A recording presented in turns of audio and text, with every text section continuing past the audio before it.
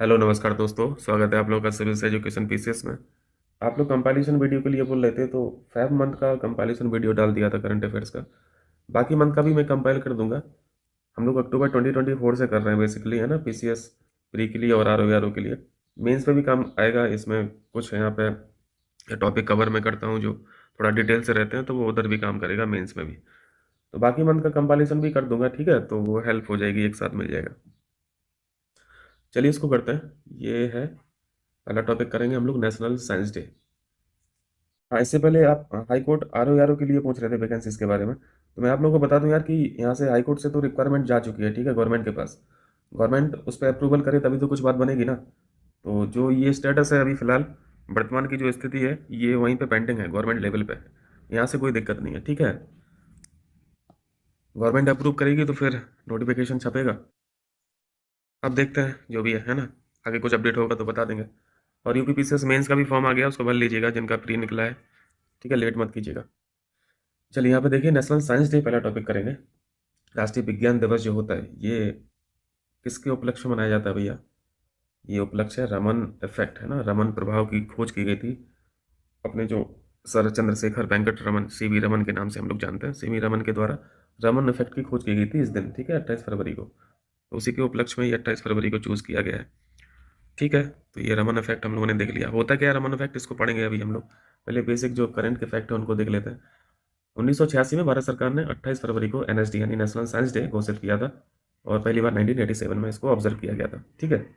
इस बार की जो थीम है, सब्जेक्ट है, विकसित भारत के लिए विज्ञान, विकसित भारत के लिए विज्ञान और नवाचार में वैश्विक नेतृत्व के लिए भारतीय युवाओं को सशक्त बनाना। ये लंबी चौड़ी सी यहाँ पर थीम इन्होंने रखी है इस बार की। तो ठीक है, यहाँ पे फिलहाल जो इंपॉर्टेंट फैक्ट है वो 28 फरवरी है, क्योंकि डेज में क्वेश्चन पूछा जाता है तो मैचिंग में काम आता है। उससे पहले रमन इफेक्ट देखिए। रमन इफेक्ट को रमन स्कैटरिंग भी बोलते हैं। स्कैटरिंग का मतलब क्या होता है? बिखर जाना, छितरा जाना। कक्षा 11-12 में फिजिक्स, है ना, हम लोग पढ़ के रखे हैं, बट अब भूल गए, तो कोई दिक्कत नहीं, यहाँ से हम लोग रिकॉल कर लेंगे। है वही सिंपल सा फंडा।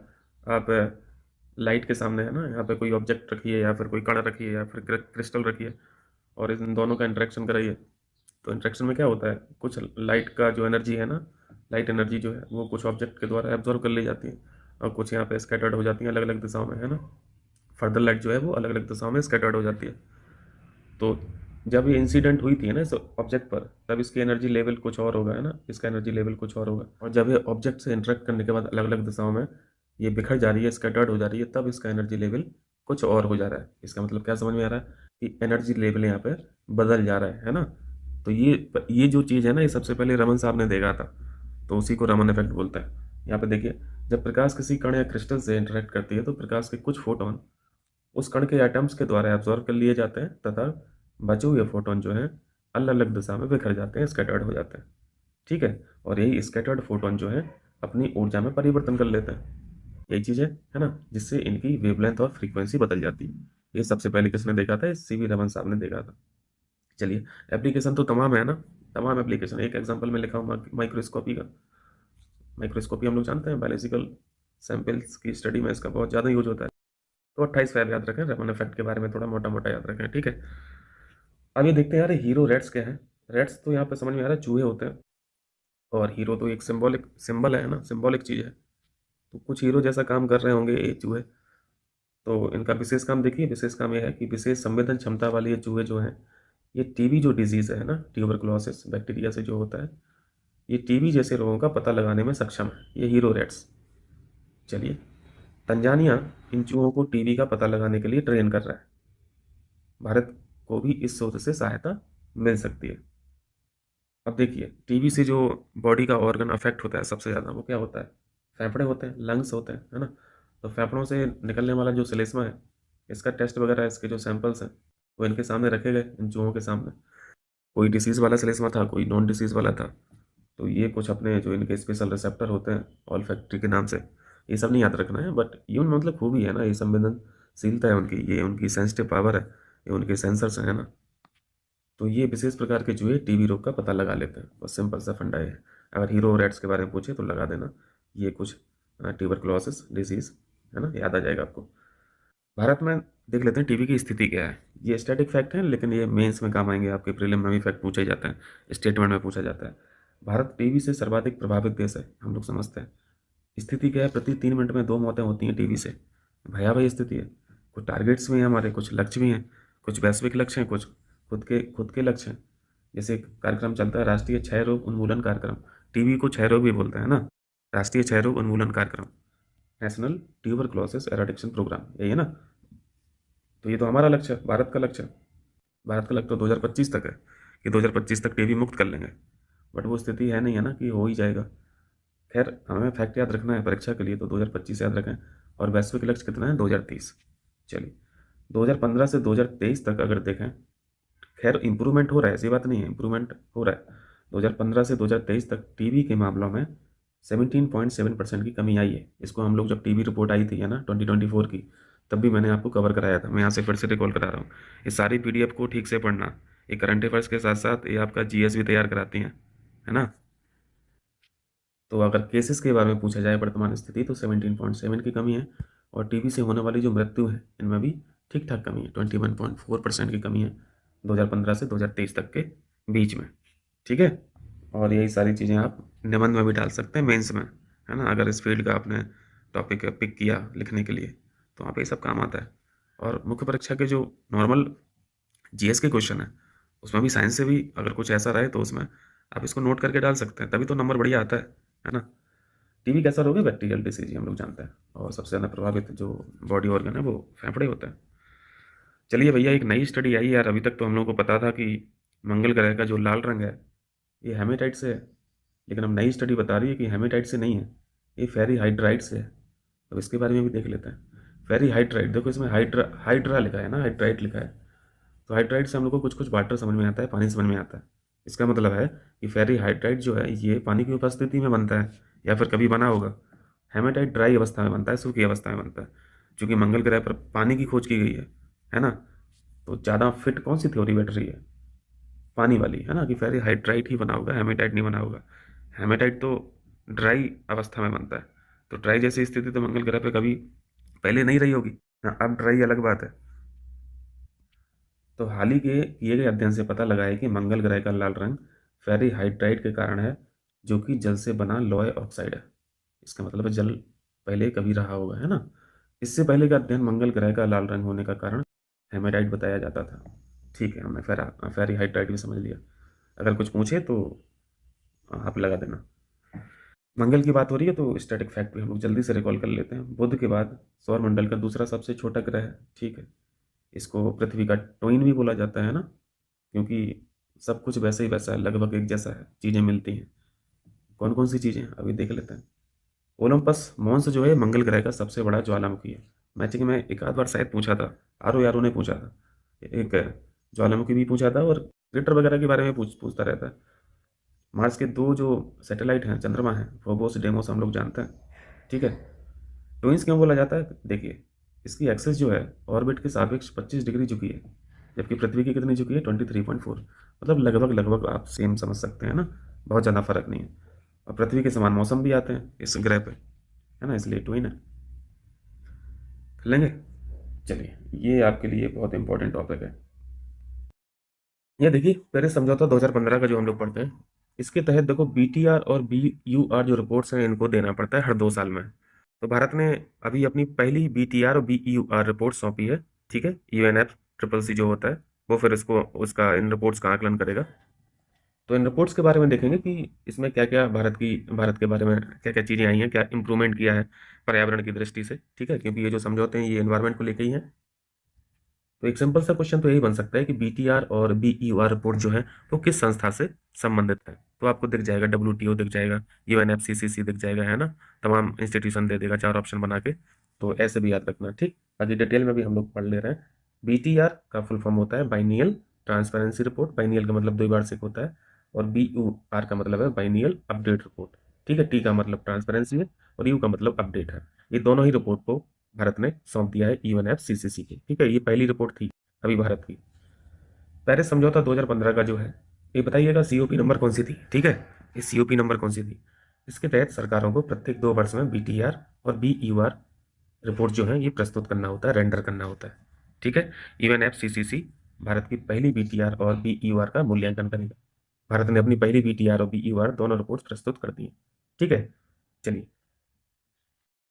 अब जैसा आप लोग जान रहे हैं कि ये सारी रिपोर्ट्स पर्यावरण की दृष्टि से पर्यावरण को लेके बनाई जाती है ना, आपने क्या प्रोग्रेस की है कार्बन डाइऑक्साइड को लेके, मीथेन को लेके, ग्रीन हाउस गैसेस को लेके, ये सारी चीजें इन रिपोर्ट्स में क्या रहता है। ग्रीन हाउस गैसेस, एनडीसी समझते हैं ना, नेशनली डिटरमिन्ड कॉन्ट्रीब्यूशन जो है, ये भी एक तरह की रिपोर्ट होती है, ये पेश करने होते हैं, रेंडर करने होते हैं इनको भी, आदि उपायों पर प्रगति पर प्रकाश डालती है। ठीक है, 2020 तक की प्रगति इन रिपोर्ट्स में दिखाई गई है। अब देखते हैं कि क्या क्या मतलब यहाँ पे इम्प्रूवमेंट हुआ है और हमारा ग्रीन हाउस गैस का क्या डेटा है ना। गैस उत्सर्जन की बात करें, एमिशन की बात करें, गैस एमिशन की बात करें, तो अभी भी कार्बन डाइऑक्साइड का एमिशन जो हो रहा है वो 80.53% हो रहा है। जितनी भी ग्रीन हाउस गैसेस हैं, ठीक है, उनमें से कार्बन डाइऑक्साइड का अभी भी इतना हिस्सा एमिशन के रूप में है। क्लियर है। मीथेन का 13.32 है, नाइट्रस ऑक्साइड का 5.13% है, और अन्य गैसें जो है वो 1.02% है। तो ये कहाँ काम आएगा, ये मुख्य परीक्षा में काम आएगा और ये प्रीलिम में काम आएगा। अब अगर क्षेत्रवार उत्सर्जन देखते हैं ये, तो ऊर्जा उत्पादन में, ठीक है, ऊर्जा उत्पादन सबसे ज़्यादा जो एमिशन होता है वो तो यार एनर्जी प्रोडक्शन में ही होगा, है ना, 75.66%। एग्रीकल्चर में देखेंगे तो 13.72%। इंडस्ट्रियल प्रोसेस में देखेंगे तो 8.06%। और अपशिष्ट जो है, वेस्ट जो है वो 2.56%।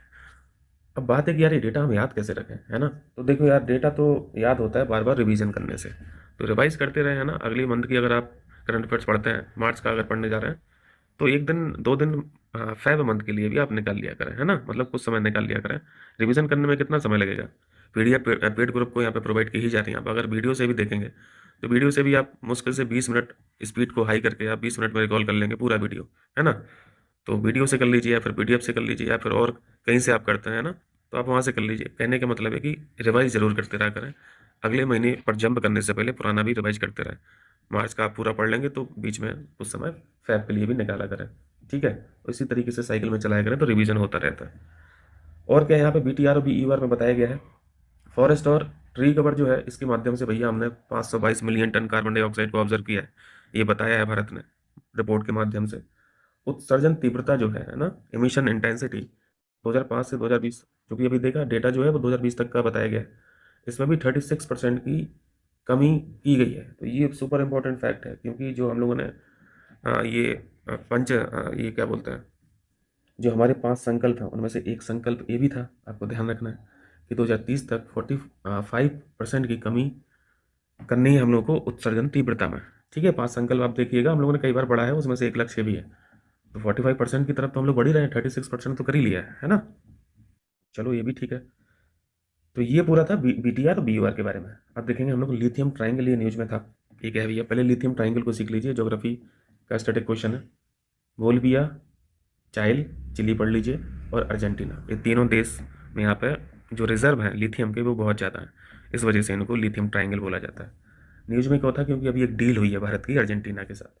भारत और अर्जेंटीना ने अर्जेंटीना में लिथियम के अन्वेषण और निवेश अवसरों के लिए एक डील की है, समझौता किया है। क्लियर।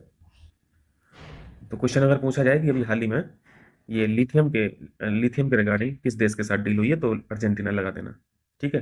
अर्जेंटीना, बोलिविया, इनके पास लिथियम के अच्छे खासे भंडार है।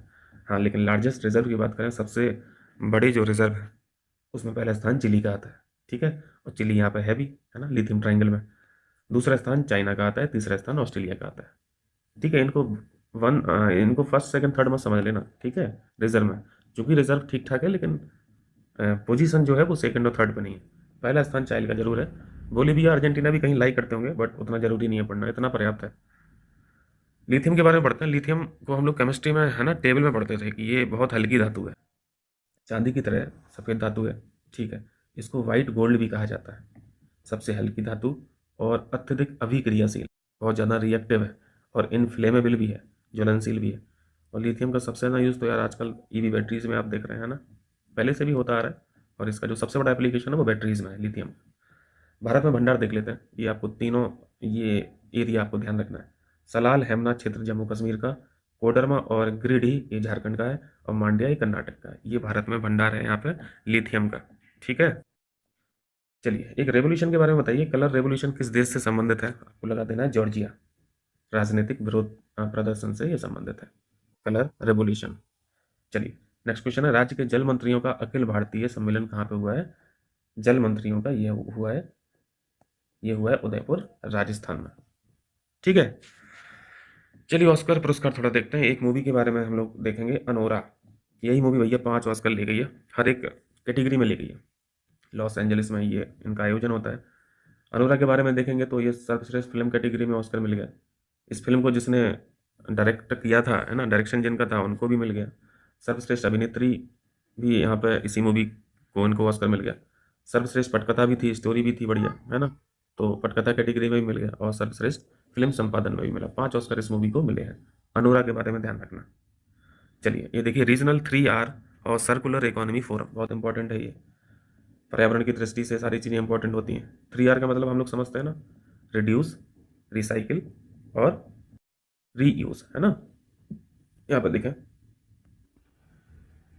अभी इस फोरम की जो मेजबानी की गई है, होस्ट किया है भारत ने किया है। रीजनल 3R और सर्कुलर इकोनॉमी फोरम इंपॉर्टेंट है, ठीक है, मार्क कीजिएगा। इस फोरम की मेजबानी जो है वो भारत के द्वारा की गई, जयपुर राजस्थान में। ठीक है, जगह याद रखना है। ये फैक्ट आप ध्यान रखें, स्टार मार्क किया हूँ। भारत के द्वारा 3R और CE डिक्लेरेशन जो है 2025 से 2034 तक का, ये टाइम फ्रेम याद रखना है।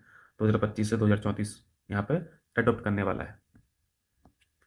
फोकस एरिया क्या रहा होगा मीटिंग का, नाम से समझ में आ रहा है। यहाँ पे 3R की बात हुई है, सर्कुलर इकोनॉमी की बात हुई है, तो वही सस्टेनेबल वेस्ट मैनेजमेंट, है ना, सर्कुलर इकोनॉमी, रीयूज करना है, रिसाइकिल करना है प्रोडक्ट्स को, है ना, रिड्यूस करना है, कम से कम यूज करना है, वही सारी चीज़ें। सर्कुलर इकोनॉमी को बढ़ावा देना है, कुल मिला के रिसोर्स जो है ना, इनकी इफिशियंसी बढ़ाना है। ठीक है, अब थोड़ा सा हम लोग चक्रीय अर्थव्यवस्था के बारे में देख लें तो आपको सारी चीज़ें समझ में आ जाएगा। ये 6R बेसिकली 6R अवधारणा पर कार्य करती है। ठीक है, चक्रीय अर्थव्यवस्था क्या, कि आपके पास जो भी है उसको कम से कम यूज करें, यानी रिड्यूस, एक आर का मतलब रिड्यूस है। उसका पुनः उपयोग करें, यानी रीयूज करें, पुनर्चक्रण करें, रिसाइकिल करें, रिफर्बिशमेंट भी होना चाहिए, पुनर्निर्माण भी होना चाहिए, है ना, रिकवर, पुनरुद्धार और रिपेयरिंग यानी मरम्मत। तो ये 6R जो है ये चक्रीय अर्थव्यवस्था को रिप्रेजेंट करते हैं। चलिए स्टार मार्क है, इसको देखिए। चर्चा में रही वालिस लाइन जो है, वालिस लाइन ये क्या है भाई, ये बड़ा अच्छा है। एशिया और ऑस्ट्रेलिया के मध्य प्रजातियों की संरचना में परिवर्तन को दर्शाती है। एशिया और ऑस्ट्रेलिया के मध्य, ये रीजन याद रखना है आपको, ठीक है। अल्फ्रेड वालिस हैं, इन्हीं के नाम पर ये लाइन दी गई है। अल्फ्रेड वालिस द्वारा दी गई जीव जंतुओं वाले क्षेत्रों को अलग करने वाली एक इमेजनरी लाइन है, काल्पनिक रेखा है। मैं यहाँ पे मैप को बनाया हूँ, यहाँ से आपको क्लियर समझ में आ जाएगा। ये आपको एशिया का हिस्सा दिख रहा है ना, सुमात्रा, जावा हुआ, बोर्नियो आइलैंड हुआ, ये कोई देश नहीं है, ठीक है, इस पर तो 3 देशों का हिस्सा है। मलेशिया का भी है, इंडोनेशिया का भी है ना। और ये आपको सेलेब्स आइलैंड दिख रहे हैं। तो इस लाइन को आप देखिए, ये जावा से जाती है, मकासार स्टेट होती है जलडमरू होते हुए, और यहाँ पे फिलीपींस आइलैंड के नीचे से, मतलब ये डिवीज़न है। ये कहने का मतलब इनका ये है कि इस लाइन की अगर वेस्ट में देखेंगे, ये वेस्ट हुआ, ये वाला हिस्सा, तो यहाँ पे अलग प्रकार के जानवर पाए जाते हैं, और ईस्ट की तरफ अगर आप देखेंगे तो यहाँ पे अलग प्रकार के जानवर पाए जाते हैं। ये इन्होंने बताया इस लाइन के जरिए। वो कैसा कैसा फ़र्क है यहाँ पर देखिए। वालिस लाइन के वेस्ट में देखेंगे तो वेस्ट में कौन कौन सा हिस्सा है, एशिया ही है। बाली देखा भी आपने, बोर्नियो देखा, जावा देखा, मुख्य भूमि एशिया का देखा। यहाँ पे बंदर, बानर, गैंडे, गिलहरी, बाघ और हॉर्नबिल जैसे पक्षी और जानवर पाए जाते हैं। इसका मतलब है कि ये जानवर जहाँ पाए जा रहे हैं, ये एशियाई इकोसिस्टम को रिप्रेजेंट करते हैं, ये इनकी विशेषता है। लेकिन आप पूर्व में देखेंगे इस लाइन के, जैसे पूर्व में जो एरिया था वो ऑस्ट्रेलिया था, न्यूगिनी था, तिमोर था। सुलेवेसी जो आइलैंड दिख रहा है ना, सुलेवेसी आइलैंड सेलेब आइलैंड का ही दूसरा नाम है, इसको ध्यान रखना। ये सेलेब्स जो आइलैंड दिख रहे हैं, इन्हीं का दूसरा नाम सोलावेसी आइलैंड भी है। ये मैपिंग से क्वेश्चन पूछा जाता है, ध्यान रखिएगा। तो यहाँ पे जो जानवर पाए जाते हैं, कंगारू, ट्री कंगारू, काकटू, मधुमक्खी खाने वाले जानवर, है ना, इस तरह के जो जानवर पाए जाते हैं, ये लाई करते हैं वालिस लाइन के पूरब में, ईस्ट साइड में। तो इसका मतलब ये हो जाता है कि ऑस्ट्रेलियन इकोसिस्टम को यहाँ पर रिप्रेजेंट कर रहे हैं। तो यहाँ पर देखो साफ साफ भिन्नता दिख रही है, लाइन के पश्चिम में और लाइन के पूरब में। तो यही भिन्नता इन्होंने बताया था इस लाइन के माध्यम से।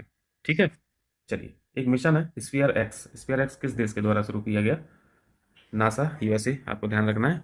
प्रारंभिक जैसे मिशन वगैरह है ना, मैपिंग बोल रहा हूँ, मैचिंग में पूछा जाता है, 4 मिशन दे देगा और फिर वो मैच कराने के लिए पूछता है, तो तब काम आते हैं फैक्ट। प्रारंभिक ब्रह्मांड का अध्ययन करने, ब्रह्मांड की उत्पत्ति, जीवन के निर्माण का पता लगाने के लिए इस मिशन को बनाया गया है। चलिए ठीक है, एक इसी तरह का मिशन देखिए, ब्लू ब्लू घोस्ट मिशन, ये क्या है भैया, किस देश के द्वारा शुरू किया गया है। एक प्राइवेट कंपनी है, अमेरिकी कंपनी है, Firefly aerospace, blue ghost mission. इस मिशन के बारे में फैक्ट देखिए, यह मिशन मून पर सीधा उतरने वाला पहला निजी मिशन है। इसका दूसरा नाम ghost rider in the sky है। स्पेस एक्स का एक फाल्कन 9 रॉकेट है, इसी के द्वारा इसको भेजा गया था। ठीक है, ब्लू घोस्ट मिशन ध्यान रखना, मून से संबंधित है। चलिए, ये देखिए कोलोसल A23 ए क्या है भैया, चर्चा में रहा, ये शब्द ही पूछ लेगा क्या है। लगा देना, ये विश्व का सबसे बड़ा आइसबर्ग है। एरिया देख रहे हैं, 3672 किलोमीटर स्क्वायर, अच्छा खासा एरिया है। एक स्थल को भी विजिट किया हमारी मुर्मू साहिबा ने, Dholavira, Sindhu Indus valley civilisation का एक स्थल है। भारत के राष्ट्रपति ने अभी हाल ही में धौलावीरा का दौरा किया। तो इसके बारे में भाई हिस्टोरिकल फैक्ट देख लेते हैं। इसको हड़प्पा सभ्यता भी बोलते हैं, हम लोग जानते हैं, सिंधु घाटी सभ्यता को हड़प्पा सभ्यता भी बोलते हैं, क्योंकि हड़प्पा स्थल को सबसे पहले खोजा गया था। और ये शहरी सभ्यता थी, 3300 और 1300 BC के बीच में, यानी इसके आसपास ये डेवलप हुई थी, ये सिविलाइजेशन। ठीक है, जॉन मार्शल के द्वारा खोजा गया था। धौलावीरा के बारे में क्या है, ये गुजरात में है। ठीक है, गुजरात के कच्छ में स्थित है। ये नदियां याद रखना, मानसर और मनहर के बीच में ये धौलावीरा स्थल है। ठीक है, इसकी खोज 1968 में जगतपति जोशी द्वारा की गई थी। देखिए, अभी प्रिवेंटिव डिटेंशन जो हम लोग पढ़ते हैं आर्टिकल 22 में, यानी निवारक निरोध, इसके बारे में कुछ न्यूज में था, सुप्रीम कोर्ट में यहाँ पे कुछ जजमेंट आया, इसके बारे में देखते हैं। न्यूज में किस वजह से था, अभी हाल ही में सुप्रीम कोर्ट ने कानूनी सिद्धांतों का उल्लंघन करने के कारण नागालैंड के निरोध आदेशों को रद्द कर दिया। यहाँ पे बस हम लोगों को इंडियन पॉलिटी के हिसाब से पढ़ना है। क्वेश्चन पॉलिटी से यहाँ पे निवारक निरोध यानी प्रिवेंटिव डिटेंशन के बारे में पूछा जाता है। डिटेंशन का मतलब हम लोग समझते हैं, डिटेंशन का मतलब होता है बंदी बना लेना, और प्रिवेंटिव का सेंस क्या होता है, प्रिवेंटिव का सेंस होता है किसी चीज़ को रोकना, है ना, किसी अपराध को रोकना। अगर इसको एक साथ देखते हैं और इंडियन पॉलिटी की भाषा में देखते हैं, तो प्रिवेंटिव डिटेंशन का मतलब होता है किसी व्यक्ति को दोषी साबित किए बिना ही हिरासत में ले लेना पुलिस के द्वारा। ठीक है, बट किस कानूनों के तहत हिरासत में लिया जाता है वो कानून अलग है ना, उन सबको हम लोग देखेंगे। तो देखो, निवारक निरोध का मतलब आप लोग समझे, किसी व्यक्ति को दोषी साबित किए बिना ही हिरासत में ले लेना, संदेह के आधार पर गिरफ्तार कर लेना, बिना मुकदमा चलाए ही किसी व्यक्ति को गिरफ्तार करने का जो अधिकार है ना, ये निवारक निरोध कानून देता है पुलिस को। यह कानून यानी निवारक निरोध कानून जो है, ये एग्जीक्यूटिव को, कार्यपालिका को, जो कि पुलिस कार्यपालिका का हिस्सा है, कार्यपालिका को बिना मुकदमा चलाए ही किसी व्यक्ति को गिरफ्तार करने का अधिकार देता है संदेह के आधार पर। अब देखो, जहां से क्वेश्चन पूछे जा सकते हैं, देखिए, निवारक निरोध कानून को मौलिक अधिकार यानी फंडामेंटल राइट का उल्लंघन माना जाता है। ये बात सही है। आप किसी को शक के आधार पर कैसे उठा ले जा सकते हैं, है ना। बट बट ऐसा अधिकार दिया गया है एग्जीक्यूटिव को कुछ कानूनों के तहत, वो कानून हम लोगों को देखना है। निम्न कानूनों के तहत निवारक निरोध में गिरफ्तारी की जाती है, जैसे पब्लिक सेफ्टी एक्ट के तहत गिरफ्तारी की जाती है। NDPS 1985 बहुत इंपॉर्टेंट है। NDPS समझते हैं ना, ये जो मादक पदार्थ वाला अधिनियम है, और नेशनल सिक्योरिटी अधिनियम NSA।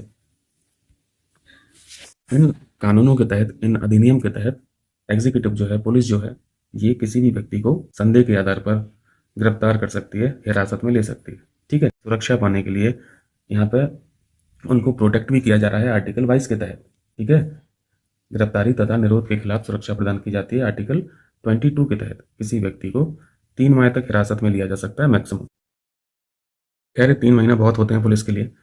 3 माह तक हिरासत में रखा जा सकता है, जब तक कि सलाहकार बोर्ड द्वारा इस अवधि को बढ़ाया ना जाए। तो ये जो 3 आपको ये माह दिख रहा ना, ये आपके लिए फैक्ट है, ये परीक्षा में पूछा जाता है। ठीक है, तो यहाँ पे जो नॉर्मल फैक्ट है, ये आर्टिकल 22 है, 3 माह है। और ये भी आपको ध्यान रखना है कि किसी भी कानून के तहत ऐसा नहीं होता है, कुछ स्पेसिफिक लॉज हैं, स्पेसिफिक कानून है, एक्ट है, जिसके तहत एग्जीक्यूटिव ये करती है। एक अधिनियम के बारे में पढ़ते हैं, नॉट ये जो प्रदर्शन अधिनियम है 1876 का, आपको ईयर याद रखना है। ठीक है, मैचिंग में पूछेगा। न्यूज में था, हाल ही में PM ने पुराने और अप्रचलित कानून जो हैं, इनको निरस्त करने की सरकार के प्रयासों पर प्रकाश डाला। देखिए, यह अधिनियम या फिर कानून भारतीय राष्ट्रवादी भावना या प्रदर्शनों पर प्रतिबंध लगाने के लिए बनाया गया था। अब चूंकि इतना पुराना एक्ट है 1876 का, और इसको यहाँ नल एंड वॉइड भी कर दिया गया था इलाहाबाद हाईकोर्ट के द्वारा, तो ये आप मामला याद रखें, ये बात याद रखें, राज्य बनाम बाबूलाल एवं अन्य मामला 1956 में ही इलाहाबाद हाईकोर्ट के द्वारा इसे असंवैधानिक घोषित कर दिया गया था, क्योंकि ये सब अधिनियम तो अंग्रेजों के द्वारा बनाए गए थे। हाँ, और ये सारी चीज़ें ना उभर के आ पाए, राष्ट्रवादी भावना वगैरह और जो प्रदर्शन वगैरह करते थे भारतीय नागरिक अंग्रेजों के खिलाफ, उनके कानूनों के खिलाफ, उनकी नीतियों के खिलाफ। क्योंकि यहाँ पे हमारे संविधान ने, हमारे कॉन्स्टिट्यूशन ने भी ऐसे कानूनों को लागू करने की अनुमति दे रखी है। आर्टिकल 372 आप लोग याद रखें, मैचिंग में काम आएगा। स्वतंत्रता पूर्व कानूनों को लागू करने की अनुमति देता है ठीक है, आर्टिकल 372। तो ये आप ध्यान रखिएगा, नाट्य प्रदर्शन अधिनियम 1876 का था। हिस्ट्री से क्वेश्चन बना देगा या फिर पॉलिटी से, है ना, तो ये मैचिंग में काम आएगा। यहाँ देखिए टॉपिक है स्पेस डेब्रिस यानी अंतरिक्ष मलबा। कीनिया में अभी हाल ही में 500 केजी का ऑब्जेक्ट अभी गिरा है, स्पेस डेब्रिस जिसे बोला जाता है ना, 500 केजी का था ये ऑब्जेक्ट। अब इससे चिंताएं बढ़ गई हैं, बिल्कुल सही बात है, कहीं पे भी गिर सकता है, लेकिन इसका जिम्मेदार कौन है ना, सुरक्षा उपाय क्या किए गए हैं अभी तक सरकारों द्वारा, है ना। स्पेस में तो लाखों करोड़ों यहाँ पे जो ऑब्जेक्ट हैं वो घूम रहे हैं, कुछ ऑब्जेक्ट ऑपरेशन में है, कुछ ऑब्जेक्ट डेड अवस्था में है, ऐसे ही घूम रहे हैं बस। अंतरिक्ष मलबा के बारे में मुख्य परीक्षा में क्वेश्चन पूछा जाता है, तो देखिए अंतरिक्ष मलबा बोलते किसे हैं। अंतरिक्ष मलबा का सिंपल सा मतलब है जो सैटेलाइट ऊपर भेजी जाती है ना, जब तक वो ऑपरेशन में है कोई दिक्कत नहीं, जब वो इन ऑपरेशन में हो जाती हैं, इन ऑपरेशन में होने का कारण उनमें टक्कर हो जाती है ना, विस्फोट हो जाता है, तो डॉर्मेंट हो जाते हैं वो सब। सभी मानव निर्मित वस्तुएं जो ऑपरेशन में नहीं है, ठीक है, जो ऑपरेशन में नहीं है, जैसे निष्क्रिय उपग्रह हो गया, टाइम निकल गया उस सैटेलाइट का, निष्क्रिय रॉकेट है, या फिर विस्फोट हो गया, टक्कर हो गया, उस वजह से भी ये टुकड़े जो होते हैं छोटे साइज के बड़े साइज के सब घूमते रहते हैं, तो टक्कर से उत्पन्न टुकड़े इत्यादि अंतरिक्ष मलबा के अंतर्गत आते हैं। नासा के अनुसार अभी देखिए 23,000 बड़े आकार के टुकड़े, 5 लाख छोटे आकार के टुकड़े, स्क्रैप जिसे बोलते हैं, और 10 करोड़ से अधिक तो 1 मिलीमीटर के टुकड़े पृथ्वी की परिक्रमा कर रहे हैं। तो देखो डैमेज करने के लिए तो 1 mm या फिर 1 सेंटीमीटर का टुकड़ा ही काफ़ी है ना, क्योंकि इतनी ज़्यादा स्पीड से छोटा सा टुकड़ा भी अगर टकराएगा किसी बड़ी बॉडी से तो डैमेज तो करेगा। 1 सेंटीमीटर का टुकड़ा भी अंतरिक्ष यान को निष्क्रिय कर सकता है। तो ये तो देखो अंतरिक्ष मलबे के बारे में 2-4 बातें पढ़ ली। न्यूज में किस वजह से, इस वजह से 500 केजी का ऑब्जेक्ट गिरा है। तो मुख्य परीक्षा के लिए ये अंतरिक्ष मलबा की डेफिनेशन याद रखना, बाकी प्रीलिम के लिए ये सारी चीज़ें इंपॉर्टेंट हैं जो मैं यहाँ पे आपको बता रहा हूँ, सरकारों द्वारा किए गए उपाय या फिर इनिशिएटिव। यूरोपियन स्पेस एजेंसी जो है इसके द्वारा भी बहुत सारी पहले यहाँ पे स्टार्ट की गई हैं, जैसे क्लियर स्पेस 1, रिमूव डेब्रिस या ऑसम रिमूव डेब्रिस, ये दोनों जो है वो यूएसए के द्वारा है, और ऑसम 1 जो है ये नासा के द्वारा है। देखो यहाँ पे ये जो स्पेस डेब्रिस से संबंधित अगर मिशन पूछेगा ना, तो ये संस्थाओं के बारे में मैचिंग में क्वेश्चन बना सकता है, तो ध्यान रखिएगा। इसरो के द्वारा भी काफ़ी यहाँ पे देखो आपको दिख रहा है, debris free space mission start किया गया है इसरो के द्वारा। Network for space object tracking and analysis, ये पूरा एक नाम है, network for space object tracking and analysis, ये इसरो के हैं, तो मैचिंग में ध्यान रखिएगा, ठीक है। चलिए एक क्वेश्चन कीजिए, चर्चा में रही बंगस घाटी किस राज्य या फिर यूनियन टेरिटरी में स्थित है। बंगस घाटी ये है उत्तरी कश्मीर में, एलओसी के पास है, लाइन ऑफ कंट्रोल के पास में, जम्मू कश्मीर में। कटोरी की आकार की ये घाटियाँ हैं, बंगस घाटी। इंपॉर्टेंस क्या है, पर्यावरण की दृष्टि से इंपॉर्टेंट है, बायोडाइवर्स ये क्षेत्र है, बायोडाइवर्स ये वैलीज है ना, घास के मैदान है यहाँ पे, टैगा बायोम है, घने जंगलों से ढके पहाड़ भी हैं, और ख़ास तौर से इको टूरिज़्म के लिए इसको बढ़ावा दिया जा रहा है। बंगस घाटी को इको टूरिज़्म डेस्टिनेशन बनाया जा रहा है, इस वजह से ये चर्चा में रहती है। तो ध्यान रखिएगा स्थान, आपको ध्यान क्या रखना है, स्थान याद रखना है कि ये उत्तरी कश्मीर में है। चलिए सिक्किम दे देगा, हिमाचल प्रदेश दे देगा, या फिर उत्तराखंड दे देगा ऑप्शन में, तो फिर गलत नहीं करना है। मैं यहाँ पे देखो लोकेशन मार्क किया हूँ, ये जो हिस्सा दिख रहा है ये बंगस वैली है, ठीक है, ये उत्तरी कश्मीर है। चलिए एक स्कीम के बारे में पढ़ते हैं, प्रधानमंत्री भारतीय जन औषधि परियोजना। इसके बारे में क्यों पढ़ रहे हैं, क्योंकि अभी 7 मार्च को जन औषधि दिवस ऑब्जर्व किया गया है। जन औषधि दिवस मार्क कीजिएगा, स्टार लगाया हूँ, डेज में पूछा जा सकता है। ये पीएम बीजेपी जो है योजना, पीएम बीजेपी यानी यही प्रधानमंत्री भारतीय जन औषधि परियोजना, पीएम बीजेपी के तहत इस दिवस की शुरुआत 2019 में की गई थी।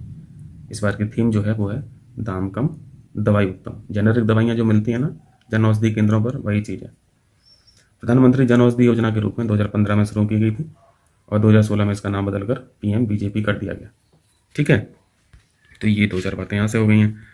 अब और भी देखिए कि भी अचीवमेंट हैं इस योजना का, ऐसी बात नहीं है। इस योजना के तहत जन औषधि केंद्रों से जेनेरिक दवाइयाँ उपलब्ध कराई जाती हैं, और जेनेरिक दवाइयाँ नॉर्मली थोड़ा सस्ता मिल जाती हैं, जो ब्रांडेड दवाइयों के मूल्य से 50 to 80% सस्ती रहती हैं, ठीक। 2019 में सैनिटरी नैपकिन ₹1 प्रति पैड, ₹1 प्रति पैड से लॉन्च किया गया था, और यहाँ पे अच्छी खासी बिक्री हो गई। देखो 2019 से जनवरी 2025 तक 72 करोड़ यहाँ पे सैनिटरी नैपकिन की बिक्री हुई है। चलिए एक इंपॉर्टेंट टॉपिक फिर से पढ़ते हैं। ये मैंने आपको टेस्ट नंबर जो 4 किया है ना, आर का DIS का टेस्ट सीरीज वाला जो टेस्ट नंबर 4, उसमें एक क्वेश्चन पूछा था करंट से, लॉस एंड डैमेज फंड के बारे में। मैंने दिखाया भी था इसको, इस पेज को दिखाया था यहाँ से फिर से रिवाइज कर लीजिए, उस टेस्ट सीरीज को देखते रहें, ठीक है, क्योंकि वहाँ पे जीएस हम लोग ठीक से डिस्कस करते हैं। अमेरिका ने, न्यूज में क्यों है, अमेरिका ने हाल ही में एलडीएफ यानी लॉस एंड डैमेज फंड को खुद से अलग कर लिया। अमेरिका ने तो देखो साफ साफ बोल के रखा ही है, अनाउंसमेंट कर ही दिया कि भैया अब हम किसी भी देश की सहायता जाना कर नहीं पाएंगे। तो ये सब अपने गवर्नमेंट एफिशिएंसी को बढ़ाने के लिए कर रही है यूएसए गवर्नमेंट, उसी वजह से न्यूज में था, ठीक है। एलडीएफ से अभी खुद को अमेरिका ने विड्रॉ कर लिया, ध्यान रखना। एलडीएफ है क्या, विकासशील देश जो होते हैं वहाँ पे अगर कोई डैमेज होता है या फिर लॉस होता है, किस वजह से, वजह चरम मौसमी घटनाएं हो सकती हैं, बढ़ता समुद्र स्तर हो सकता है, इसके अलावा कुछ भी हो सकता है, मतलब नेचुरल कैलेमिटीज़ के अलावा भी यहाँ पे अगर लॉस एंड डैमेज हो रहा है किसी विकासशील देश का, तो यहाँ से फंडिंग होती है, ठीक है, एलडीएफ के माध्यम से फंडिंग की जाती है उस देश में ताकि क्षतिपूर्ति की जा सके। तो ये जो घटनाएं हैं, इनसे होने वाली क्षति का सामना करने वाले विकासशील देशों या फिर आइलैंड कंट्रीज़ हैं को विकसित देशों के द्वारा वित्तीय समर्थन किया जाता है, ठीक है। एलडीएफ हो गया।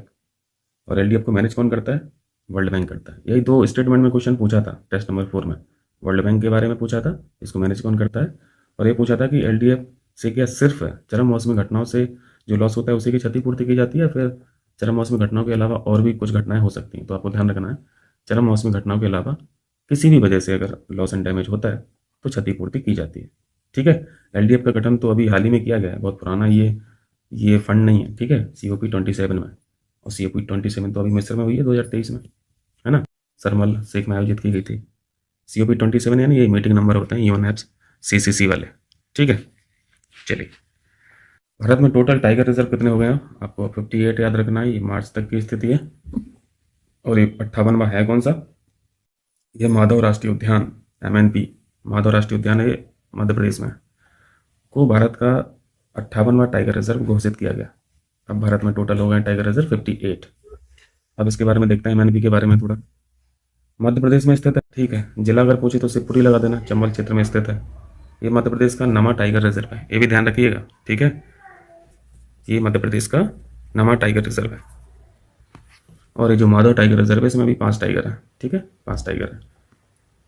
चलिए बताइए, टाइगर जो है वो कौन सी स्पीसीज में आती है, अम्ब्रेला कैटेगरी में, फ्लेक्सिब में, कीस्टोन में, लिखा ही है खैर सामने। अम्ब्रेला स्पीसीज में टाइगर लाई करता है, फ्लेक्सिब स्पीसीज में जाइंट पांडा, और भी स्पीसीज है, मैं बस एक क्वेश्चन था टेस्ट सीरीज में तो वही यहाँ पे मार्क कर दिया हूँ। कीस्टोन स्पीसीज जैसे केंचुआ हुआ, मधुमक्खी हुई, अभी कीस्टोन, अम्ब्रेला, फ्लेक्सिब स्पीसीज क्या होती हैं ये वहाँ पे डिस्कस हो चुका है, ठीक है, टेस्ट सीरीज वगैरह देखते रहिए। तो 58 बार तो देख लिया, इसके पहले देखिए 57वां कौन सा था, 57वां रातापानी टाइगर रिजर्व था, ये भी मध्य प्रदेश का ही था। 58 आपने अभी हाल ही में देख ही लिया, ठीक है। 56वां ये GGTP यानी गुरु घासीदास तिमोर पिंगला छत्तीसगढ़ वाला, और 55वां धौलपुर करौली टाइगर रिजर्व राजस्थान। तो यहाँ पे मैं पुराने भी आपको रिवाइज करा दिया हूँ, ध्यान रखना, ठीक है। चलिए कुछ और इंपॉर्टेंट फैक्ट देखेंगे, देख लीजिए जल्दी से। प्रोजेक्ट टाइगर लॉन्च कब हुआ था, पुराने फैक्ट हैं, स्टैटिक फैक्ट है 1973। टाइगर की काउंटिंग जो होती है वो हर 5 साल में की जाती है। एक हमारा एक्ट है वाइल्ड प्रोटेक्शन एक्ट 1972 वाला, इस अधिनियम के तहत NTCA जो एजेंसी है इसका गठन किया गया था, ये नेशनल टाइगर कंजर्वेशन अथॉरिटी जो है ना। सबसे बड़ा टाइगर रिजर्व पूछेगा तो नागार्जुन सागर लगा देना आंध्र प्रदेश वाला, और सबसे छोटा टाइगर रिजर्व पूछे तो ओरांग लगा देना असम वाला, ठीक। चलिए, वनुवातु अभी न्यूज में रहता है भाई, है ना। ललित मोदी का पासपोर्ट हाल ही में वनुवातु सरकार द्वारा कैंसिल कर दिया गया। तो ज्योग्राफी पॉइंट ऑफ व्यू से ये आइलैंड इंपॉर्टेंट है, देखते हैं। और यहाँ का ये जो नागरिकता कार्यक्रम चलता है ना, ये भी बड़ा इन लोगों के लिए बड़ा सही है ना, जो फ्रॉड वगैरह काम करते हैं और टैक्स एविजन वाला काम करते हैं, इनकम टैक्स या फिर किसी भी प्रकार का टैक्स को देने से बचते हैं, तो वो फिर कहाँ यहीं भाग जाते हैं, वनुवातु भाग जाते हैं। क्योंकि वहाँ का जो नागरिकता कार्यक्रम है ना, ये बड़ा रोचक टाइप का है। देखिए, वनुवातु का निवेश द्वारा नागरिकता कार्यक्रम, ये उनके प्रोग्राम का नाम है कि आप यहाँ पे निवेश करिए, अच्छा खासा निवेश करिए, तो हम आपको यहाँ की नागरिकता दे देंगे। उसको बोलते हैं गोल्डन पासपोर्ट। गोल्डन पासपोर्ट ये वनुवातु की निवेश द्वारा नागरिकता है, इसके नाम से इसको जाना जाता है, गोल्डन पासपोर्ट के नाम से, ठीक है। यहाँ पे आप इन्वेस्टमेंट कीजिए तो यहाँ पे अमीर व्यक्तियों को गोल्डन पासपोर्ट खरीदने की सुविधा हो जाती है। और सुविधा हो जाती है तो फिर क्या है, वनुवातु में व्यक्तिगत आय, चूँकि वनुवातु में ये जो व्यक्तिगत आयकर है ना, या फिर कैपिटल गेन है, इन पर कोई टैक्स ही नहीं लगता है। तो ये टैक्स एविजन सीधा सीधा यहाँ पे हो रहा है ना, टैक्स हेवन के रूप में भी जाना जाता है वनुवातु को। तो काफ़ी पैसा ये लोग बचा लेता है। अपराधी लोग हैं यहाँ पर, धोखेबाज लोग हैं, ये जांच से बचने के लिए, पहुँच बनाने के लिए वनुवातु की नागरिकता ये लोग ले लेते हैं, ठीक है। बाकी लोकेशन याद रखें, यहाँ पे मैपिंग से भी क्वेश्चन पूछा जा सकता है। ये आपको साउथ फेस भी क्वेश्चन दिख रहा, आपको ये न्यूजीलैंड भी दिख रहा और ये ऑस्ट्रेलिया दिख रहा। न्यूजीलैंड के जस्ट ऊपर देखेंगे तो ये आपको वनुआतू, ये ग्रुप ऑफ आइलैंड्स दिख रहा है। 13 से द्वीप हैं इसमें। कैपिटल है पोर्ट विला, कैपिटल भी याद रखना भाई, ठीक है, कैपिटल है पोर्ट विला। उसके ऊपर देखेंगे तो आपको सोलोमन आइलैंड दिख जाएंगे, फिर नायरू दिख जाएगा, फिर और ऊपर जाएंगे यानी नॉर्थ पैसिफिक ओशियन की तरफ बढ़ेंगे तो किरिबाती वगैरह देखेंगे, ठीक। तो ये लोकेशन ध्यान रखना। वनुआतू के बारे में जान ही गए, टैक्स हेवन कंट्री है, कोई टैक्स लगता नहीं है इनकम पर, कैपिटल गेन पर कोई टैक्स है नहीं, तो मज़े ही मज़े हैं ऐसे लोगों के। चलिए, एक रोड बड़ा अभी चर्चा में है, खैर बहुत पुराना रोड है, प्राचीन रोड है, एंशियंट रोड है, चर्चा में रहा टी हॉर्स। टी वाला ये चाय वाला टी है। टी हॉर्स रोड क्या है? ये चीन को भारत से जोड़ने वाली प्राचीन सड़क है। इस रोड के बारे में देखिए, दक्षिणी सिल्क रोड के नाम से भी इसे जाना जाता है। सदियों से चीन, तिब्बत और भारत के बीच यहाँ पर कनेक्टिविटी बनी रही है इस रोड के माध्यम से, ठीक है। पर टी हॉर्स, इस पर ये चाय और घोड़ा मतलब ये क्या चीज़ है वो नीचे में मेंशन किया हूँ, आपको समझ में आ जाएगा। इस रोड का समय देखेंगे तो 618 से लेकर 907 के बीच का ही समय है ना, जब तांग राजवंश हुआ करता था, उस समय का ही रोड है। इस रास्ते से जो ट्रांसपोर्ट होता था वो चाय का, चीनी का होता था, कपड़े का भी होता था, चावल का होता था, नूडल्स का होता था, इन सभी का व्यापार चीन से भारत में होता था, ठीक है।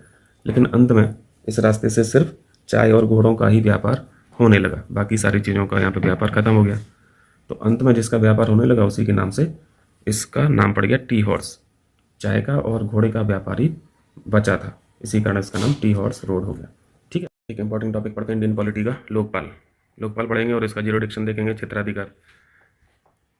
लोकपाल ने बोला है कि भैया हम हाईकोर्ट के जो जज है ना इनको भी अपने अंडर में ले लेंगे। सुप्रीम कोर्ट ने बोल दिया ऐसा ना कर पाओगे भैया, ठीक है। तो देखो इनकी सुप्रीम कोर्ट की क्या दलीलें हैं और लोकपाल की क्या दलीलें हैं, इसी वजह से न्यूज में था। देखो यहाँ पर सुप्रीम कोर्ट द्वारा उच्च न्यायालय के न्यायाधीशों को लोकपाल लोकायुक्त अधिनियम 2013 के तहत लोक सेवक के रूप में वर्गीकृत किया गया। और अगर किसी को लोक सेवक के रूप में वर्गीकृत किया गया इस अधिनियम के तहत तो फिर वो लोकपाल और लोकायुक्त के दायरे में आ जाएगा। लेकिन सुप्रीम कोर्ट ने उस पर रोक लगा दी, ठीक है। लोक सेवक के रूप में वर्गीकरण करने से हाईकोर्ट के जजेस भी लोकपाल की निगरानी में आ जाते हैं। तो ये तो अधिनियम के तहत एक प्रोविज़न है, लेकिन सुप्रीम कोर्ट ने इस पर रोक लगा दी। अब देखो अलग अलग दलीलें देखते हैं लोकपाल के क्या दावे हैं। लोकपाल बोलता है कि ये जो हाईकोर्ट्स हैं, हाईकोर्ट्स का निर्माण भारतीय उच्च न्यायालय अधिनियम 1861 के तहत किया गया। ये सारे एक्ट आपको ध्यान रखना है, ठीक है। उच्च न्यायालय अधिनियम 1861 और ये जो आपने लोकपाल लोकायुक्त अधिनियम 2013 पढ़ा, ये सारी चीज़ें यही तो पूछा जाता है ना मैचिंग में, ठीक है। इनकी लोकपाल के दावे ये हो गए कि इनका जो निर्माण हुआ है हाईकोर्ट का वो इस अधिनियम के तहत किया गया है। और भारतीय संविधान में अनुच्छेद 214 जो है उच्च न्यायालयों की स्थापना के बजाय केवल मान्यता देता है, ये लोकपाल बोल रहा है। लेकिन आप संविधान में देखेंगे तो वहाँ पे आर्टिकल 214 में एस्टेब्लिशमेंट लिखा हुआ है, स्थापना लिखा हुआ है। लेकिन लोकपाल बोल रहा है कि ये स्थापना के बजाय केवल मान्यता देता है। तो इतना अंदर का इंडियन पॉलिटी हम लोग को पढ़ना पड़ेगा। खैर वो बात की बात है, पहले जो दलीलें हैं दोनों की वो देख लेते हैं। तो लोकपाल की दलील तो ये थी कि स्थापना के बजाय केवल मान्यता देता है आर्टिकल 214, जिससे हाईकोर्ट के जजेस भी लोकपाल के अधीन हो जाते हैं। ये बात लोकपाल बोल रहे हैं कि सुप्रीम कोर्ट का तो गठन आर्टिकल 124 के तहत भारतीय संविधान के द्वारा किया गया, लेकिन ये 214 का गठन नहीं मान रहा है। 214 का गठन हाईकोर्ट के लिए नहीं मान रहे हैं। ये बोल रहे हैं कि बस मान्यता प्राप्त है, स्थापना नहीं होती 214 के तहत। अब एससी ने क्या बोला, सुप्रीम कोर्ट ने सीधा सीधा बोला सभी न्यायाधीश चाहे वो हाईकोर्ट में हो या फिर वो सुप्रीम कोर्ट में हो संविधान के तहत नियुक्त किए जाते हैं, जिससे वे लोकपाल की निगरानी से उन्मुक्त हो जाते हैं। इसी वजह से सुप्रीम कोर्ट ने कैंसिल कर दिया लोकपाल का जो अभी एक आदेश जो आया होगा, ठीक है। अब देखो थोड़ा सा जीरोडिक्शन देख लेते हैं। लोकपाल सेंट्रल लेवल पर काम करता है और लोकायुक्त स्टेट लेवल पर काम करते हैं, ये तो समझते होंगे। क्योंकि लोकपाल बड़ा है, लोकायुक्त छोटा है, ऐसे समझ लीजिए। तो लोकपाल चूंकि बड़ा है तो क्षेत्र बड़ा होगा, जीरोडिक्शन बड़ा होगा, दायरा बड़ा होगा, तो पीएम भी दायरे में आते हैं। लेकिन कुछ मैटर में नहीं भी आते हैं, जैसे नेशनल सिक्योरिटी का मैटर हो, इंटरनेशनल रिलेशन संबंधी कुछ मामला हो, इनको छोड़कर जो भी यहाँ पे विषय होंगे उसके अंडर में पीएम इनकी निगरानी के अंदर आ सकते हैं, ठीक है। कैबिनेट मिनिस्टर दायरे में आते हैं लोकपाल के, सांसद लोग आते हैं, सरकार द्वारा अगर कोई फंडेड है इंस्टीट्यूशन वो भी आता है, गवर्नमेंट एम्प्लॉय तो आते ही हैं, ग्रुप डी से लेकर ग्रुप ए तक, है ना, चपरासी से लेकर आईएएस तक सब आते हैं, सेक्रेटरी लोग। और इस पर मैं स्टार मार्क किया हूँ, इसको भी ध्यान रखिए। अगर क्षेत्राधिकार पूछेगा तो इस पॉइंट को भी वो डालेगा और यहाँ पे अमाउंट चेंज कर देगा। 10 लाख प्रति वर्ष से अधिक अगर विदेशी दान किसी संस्था को मिलता है या फिर किसी संगठन को मिलता है तो वो भी लोकपाल के दायरे में आएगा, ठीक है। बाकी कुछ और फैक्ट देख लीजिए, कॉन्स्टिट्यूशनल फैक्ट है। 124 में हम लोग सुप्रीम कोर्ट की स्थापना पढ़ते हैं, 214 में हाई कोर्ट की स्थापना पढ़ते हैं, 217 में हाई कोर्ट के जजेस की नियुक्ति होती है। चलिए कुछ और स्टैटिक फैक्ट आपका रिवाइज करा देते हैं। पहला लोकपाल जो नियुक्त किया गया था उनका नाम था पिनाकी चंद्र घोष। ठीक है, ये पहले ही लोकपाल थे, नियुक्ति हुई थी 2019 में। और ये एक्ट भी याद रखें 2013 वाला, लोकपाल और लोक आयुक्त अधिनियम 2013। ठीक है, चलिए इस क्वेश्चन को तो मैं आप लोगों को शायद स्क्रीनशॉट भेजा था टेलीग्राम पे। क्वेश्चन पूछा था 2-3 बहुत इंपॉर्टेंट क्वेश्चन इससे बनता है। क्वेश्चन के फॉर्म में जरूर है ये, है ना, लेकिन इसमें काफ़ी चीज़ें कवर है। कार्बन बाजारों पर अंतर्राष्ट्रीय सम्मेलन जिसका नाम है प्रकृति 2025 किस संस्था द्वारा आयोजित किया गया? इस क्वेश्चन को मार्क कीजिएगा, यहाँ से क्वेश्चन बनेगा। देखो ये जो कार्बन मार्केट पर प्रकृति नाम से ये जो सम्मेलन हुआ है, ये ऑर्गेनाइज किसने कराया है? ऊर्जा दक्षता ब्यूरो यानी ब्यूरो ऑफ एनर्जी एफिशिएंसी के द्वारा इसको ऑर्गेनाइज किया गया। तो जान रहे हैं भारत की संस्था है, इंपॉर्टेंट है। प्रकृति का फुल फॉर्म देखिए, promoting resilience awareness knowledge and resource for integrating transformational initiative, ये प्रकृति का फुल फॉर्म है। कुल मिला के देखो कार्बन मार्केट की बात है, BEE ऑर्गेनाइज करा रही है, तो सारी चीज़ें जो होंगी वो पर्यावरण के इर्द गिर्द होंगी, है ना। इस सम्मेलन में विशेषज्ञों ने, एक्सपर्ट्स ने कार्बन मार्केट की चुनौतियों और अवसर पर चर्चा की। कार्बन मार्केट तो समझते हैं ना, कार्बन जो क्रेडिट होता है। भारत ने जोर दिया है कि भारत का कार्बन मार्केट वैश्विक नीतियों से प्रभावित होता है। जैसे एक स्कीम चलती है, एक मैकेनिज्म चलती है, मैंने इसको आपको पोल करके पूछा था टेलीग्राम पर। कार्बन बॉर्डर एडजस्टमेंट मैकेनिज्म जो है, इसको मैनेज कौन करता है? इसको यूरोपियन यूनियन मैनेज करती है। यानी ये जो मैकेनिज्म है ये EU के द्वारा लागू की गई है। ठीक है, इसलिए भारत बोल रहा है कि इस प्रभाव को मिटिगेट करने के लिए, कम करने के लिए हमें खुद ही सुधार करना यहाँ पे आवश्यक हो जाता है। ठीक है, भारत का कार्बन बाजार जो है इसको रेगुलेट कौन करता है? भारत का कार्बन बाजार, ये सारे क्वेश्चन एक सेपरेट क्वेश्चन है। भारत का कार्बन बाजार जो है, कार्बन क्रेडिट बाय और सेल जो होती है, ये यही संस्था रेगुलेट करती है। ठीक है, BEE bureau of energy efficiency, ये किस मिनिस्ट्री के अंतर्गत काम करती है बताएंगे? ये मिनिस्ट्री ऑफ इलेक्ट्रिसिटी के अंतर्गत काम करती है। BEE ध्यान रखना, मिनिस्ट्री ऑफ इलेक्ट्रिसिटी, विद्युत मंत्रालय के अंतर्गत। पर्यावरण का मंत्रालय मत लगा दीजिएगा, ठीक है, क्योंकि यहाँ पे गलत होने के पूरे चांस है। चलिए क्वेश्चन कीजिए, गोविंद बल्लभ पंत की अभी हाल ही में पुण्यतिथि मनाई गई, ये किस राज्य के प्रथम मुख्यमंत्री रहे? आसान सा प्रश्न है, उत्तर प्रदेश के। ठीक है, उत्तर प्रदेश के जो पहले CM रहे उनका नाम था गोविंद बल्लभ पंत साहब। जन्म अल्मोड़ा में हुआ था उत्तराखंड में 1955 में। केंद्रीय गृह मंत्री के रूप में भी इनकी नियुक्ति हुई थी और हिंदी को भारत की आधिकारिक भाषाओं में से एक के रूप में स्थापित करने में इनका रोल रहा था। ठीक है, और 1957 में इनको भारत रत्न से अवार्ड भी किया गया। तो देखो अगर सेपरेट इनके बारे में क्वेश्चन पूछा जाएगा ना, तो अब देखो PCS वन लाइनर क्वेश्चन तो पूछने वाला है नहीं, वो उसका ट्रेंड चला गया। तो वो स्टेटमेंट में क्वेश्चन पूछेगा, वो एक ही क्वेश्चन में 3-4 बार पूछ लेता है ना। तो एक फैक्ट से काम चलता है नहीं, तो ये सारी चीज़ें याद रखना होता है। तो देखो एक फैक्ट ये है, केंद्रीय गृह मंत्री के रूप में उनको नियुक्त किया गया है। स्टेटमेंट में कुछ भी बना देगा, है ना, तो ध्यान रखना कि इस पोस्ट को भी ये होल्ड कर चुके हैं। चलिए अभी हाल ही में किस संधि के 55 वर्ष पूरे हुए हैं? 55 वर्ष पूरे हुए हैं। इस क्वेश्चन को बनाने का पर्पज यही है कि हम लोग NPT को फिर से रिवाइज कर सकें। ठीक है, ये जो नॉन प्रोलिफरेशन ट्रीटी होती है, परमाणु अप्रसार संधि होती है, इसके बारे में रिवाइज कर लेते हैं। इसके भी 55 वर्ष पूरे हुए हैं। ठीक है, 1968 में यूनाइटेड नेशंस जनरल असेंबली जो होती है, इसके द्वारा अनुमोदित की गई थी। ठीक है, और 1970 से ये संधि लागू है। ये लागू वर्ष आपको ध्यान रखना है 1970, कई बार परीक्षा में पूछा जा चुका है। 1970 से ये लागू है। ठीक है, 1970 से, तभी तो यहाँ पे 55 वर्ष पूरे हो रहे हैं ना। ठीक है, चलिए पर्पज जानते हो NPT का? NPT का पर्पज वही है कि परमाणु ऊर्जा आपके पास है तो, लेकिन उसका यूज जो करना है वो शांतिपूर्ण करना है। ठीक है, और ये निरस्त्रीकरण को बढ़ावा भी देती है NPT संधि। खैर हम लोग इसके मेंबर नहीं है, ध्यान रखना, भारत मेंबर नहीं है NPT का। ठीक है, क्योंकि भारत इसको भेदभावपूर्ण संधि मानता है और है भी भेदभावपूर्ण। तो इसके बारे में 3-4 फैक्ट याद रखना। ठीक है, क्योंकि जो पहली बातें हुई हैं कि एक ही क्वेश्चन वो 4-5 बातें पूछना चाहेगा, पूछता ही है, तो ये सारे आपको दिखेंगे फैक्ट में। ठीक है, कि ये बाध्यकारी संधि है या नहीं है, तो ये बाध्यकारी भी है। ठीक, 1970 का एक फैक्ट याद रखना है, भारत मेंबर नहीं है NPT का, एक फैक्ट ये याद रखना है। ठीक है, 3-4 बातें हो जाएगा इतना पर्याप्त। चलिए, भारत इसका सदस्य नहीं है। ठीक है, भारत फॉलो किस नीति को करता है? NFU नीति का पालन करता है। NFU नीति का मतलब नो फर्स्ट यूज, मतलब परमाणु ऊर्जा हमारे पास है, परमाणु हथियार हमारे पास है, लेकिन हम पहले यूज नहीं करेंगे। हाँ, अगर कोई पहले करता है तो फिर हम उसको छोड़ेंगे भी नहीं। ये फंडा है भारत का, ठीक है। एक्सरसाइज धर्म गार्जियन के बारे में पूछा जा रहा है। प्रश्न बहुत आसान से पूछा जाता है, मैचिंग में क्वेश्चन पूछता है ना कि कौन सा एक्सरसाइज किस देश के साथ होता है, लेकिन आपको मान के चलना है कि इससे भी क्वेश्चन कठिन पूछा जा सकता है, बनाया जा सकता है, कमीशन बनाता भी है। हर एक क्वेश्चन में आपको यही मान के चलना है कि हमें 3 से 4 जानकारी आनी चाहिए, तभी जाके हमारा करंट अफेयर्स अच्छा होगा। और आप देख भी रहे हैं कि पैटर्न कैसे पूछा जा रहा है क्वेश्चन। वो स्टेटमेंट में क्वेश्चन पूछता है, 3 से 4 जानकारी आपसे लेना चाहता है हर एक प्रश्न में, तो थोड़ा सा अलर्ट रहिए, ठीक है। कहने का मतलब है कि वन लाइनर फॉर्मेट में नहीं पढ़िए करंट अफेयर्स को, 2-3 जानकारी रखिए हर एक टॉपिक में। जैसे धर्म गार्जियन है, आसान सा प्रश्न यही है कि किसके साथ होता है, हम लोग जानते हैं जापान के साथ होता है। ऑल्टरनेट ईयर में एक बार भारत में हो जाता है, दूसरी बार जापान में हो जाता है, ठीक है। तो इस बार जापान में संपन्न हुआ, और ये 6वां संस्करण है। संस्करण भी याद रखना होता है यार। अब वैसे ये बेफजूल के क्वेश्चन है, लेकिन पूछता है कमीशन तो कुछ कर नहीं सकते हैं। वो एडिशन भी पूछता है कि ये कौन सा एडिशन है, ठीक है। तो ये ध्यान रखना, ये 6वां एडिशन है, जापान में संपन्न हुआ। शहरी क्षेत्र में आतंकवाद रोधी प्रशिक्षण के माध्यम से सुरक्षा को सुनिश्चित करने पर बल दिया जाता है इस एक्सरसाइज के माध्यम से, ठीक है।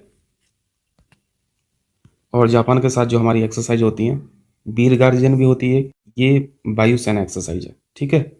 सिन्यू मैत्री भी होती है, ये भी वायुसेना एक्सरसाइज है। जिमैक सासान है, ये नौसेना एक्सरसाइज होती है। मालाबार में जापान के साथ और भी देश हैं, जैसे अमेरिका भी है, ऑस्ट्रेलिया भी है। 4 देश है ना, भारत, जापान, अमेरिका, ऑस्ट्रेलिया।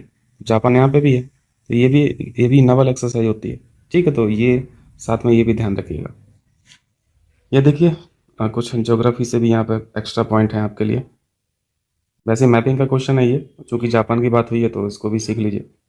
जानते हैं, बस रिकॉल करना है आपको, रिवाइज करना है। 4 आइलैंड से ये पूरा जापान बना हुआ है। एक छोटा सा आइलैंड आपको, सबसे छोटा आइलैंड आपको शिकोकू दिख रहा है ना। उससे बड़ा आइलैंड आपको क्यूशू दिख रहा, फिर उससे बड़ा होक्काइडो दिख रहा, और सबसे बड़ा हॉन्शू दिख रहा। तो इसका साइज 1-2 बार क्वेश्चन पूछा है पीसीएस के द्वारा, आर भी पूछा है। तो ध्यान रखिए, कैपिटल भी पूछा है कि कौन से आइलैंड पे है। टोक्यो जो कैपिटल है वो सबसे बड़े आइलैंड पे है जापान के, हॉन्शू पर, ठीक है। तो ये सीक्वेंस याद रखा कीजिए। साइज का सबसे बड़ा हॉन्शू है, फिर उससे छोटा होक्काइडो, फिर उससे छोटा क्यूशू, और फिर सबसे छोटा शिकोकू, ठीक है। अभी दिसंबर 2024 में एक फोरम भी हुई थी भारत जापान की, और यहाँ पे सेमीकंडक्टर गठबंधन की बनाने की बात की गई थी, ठीक है।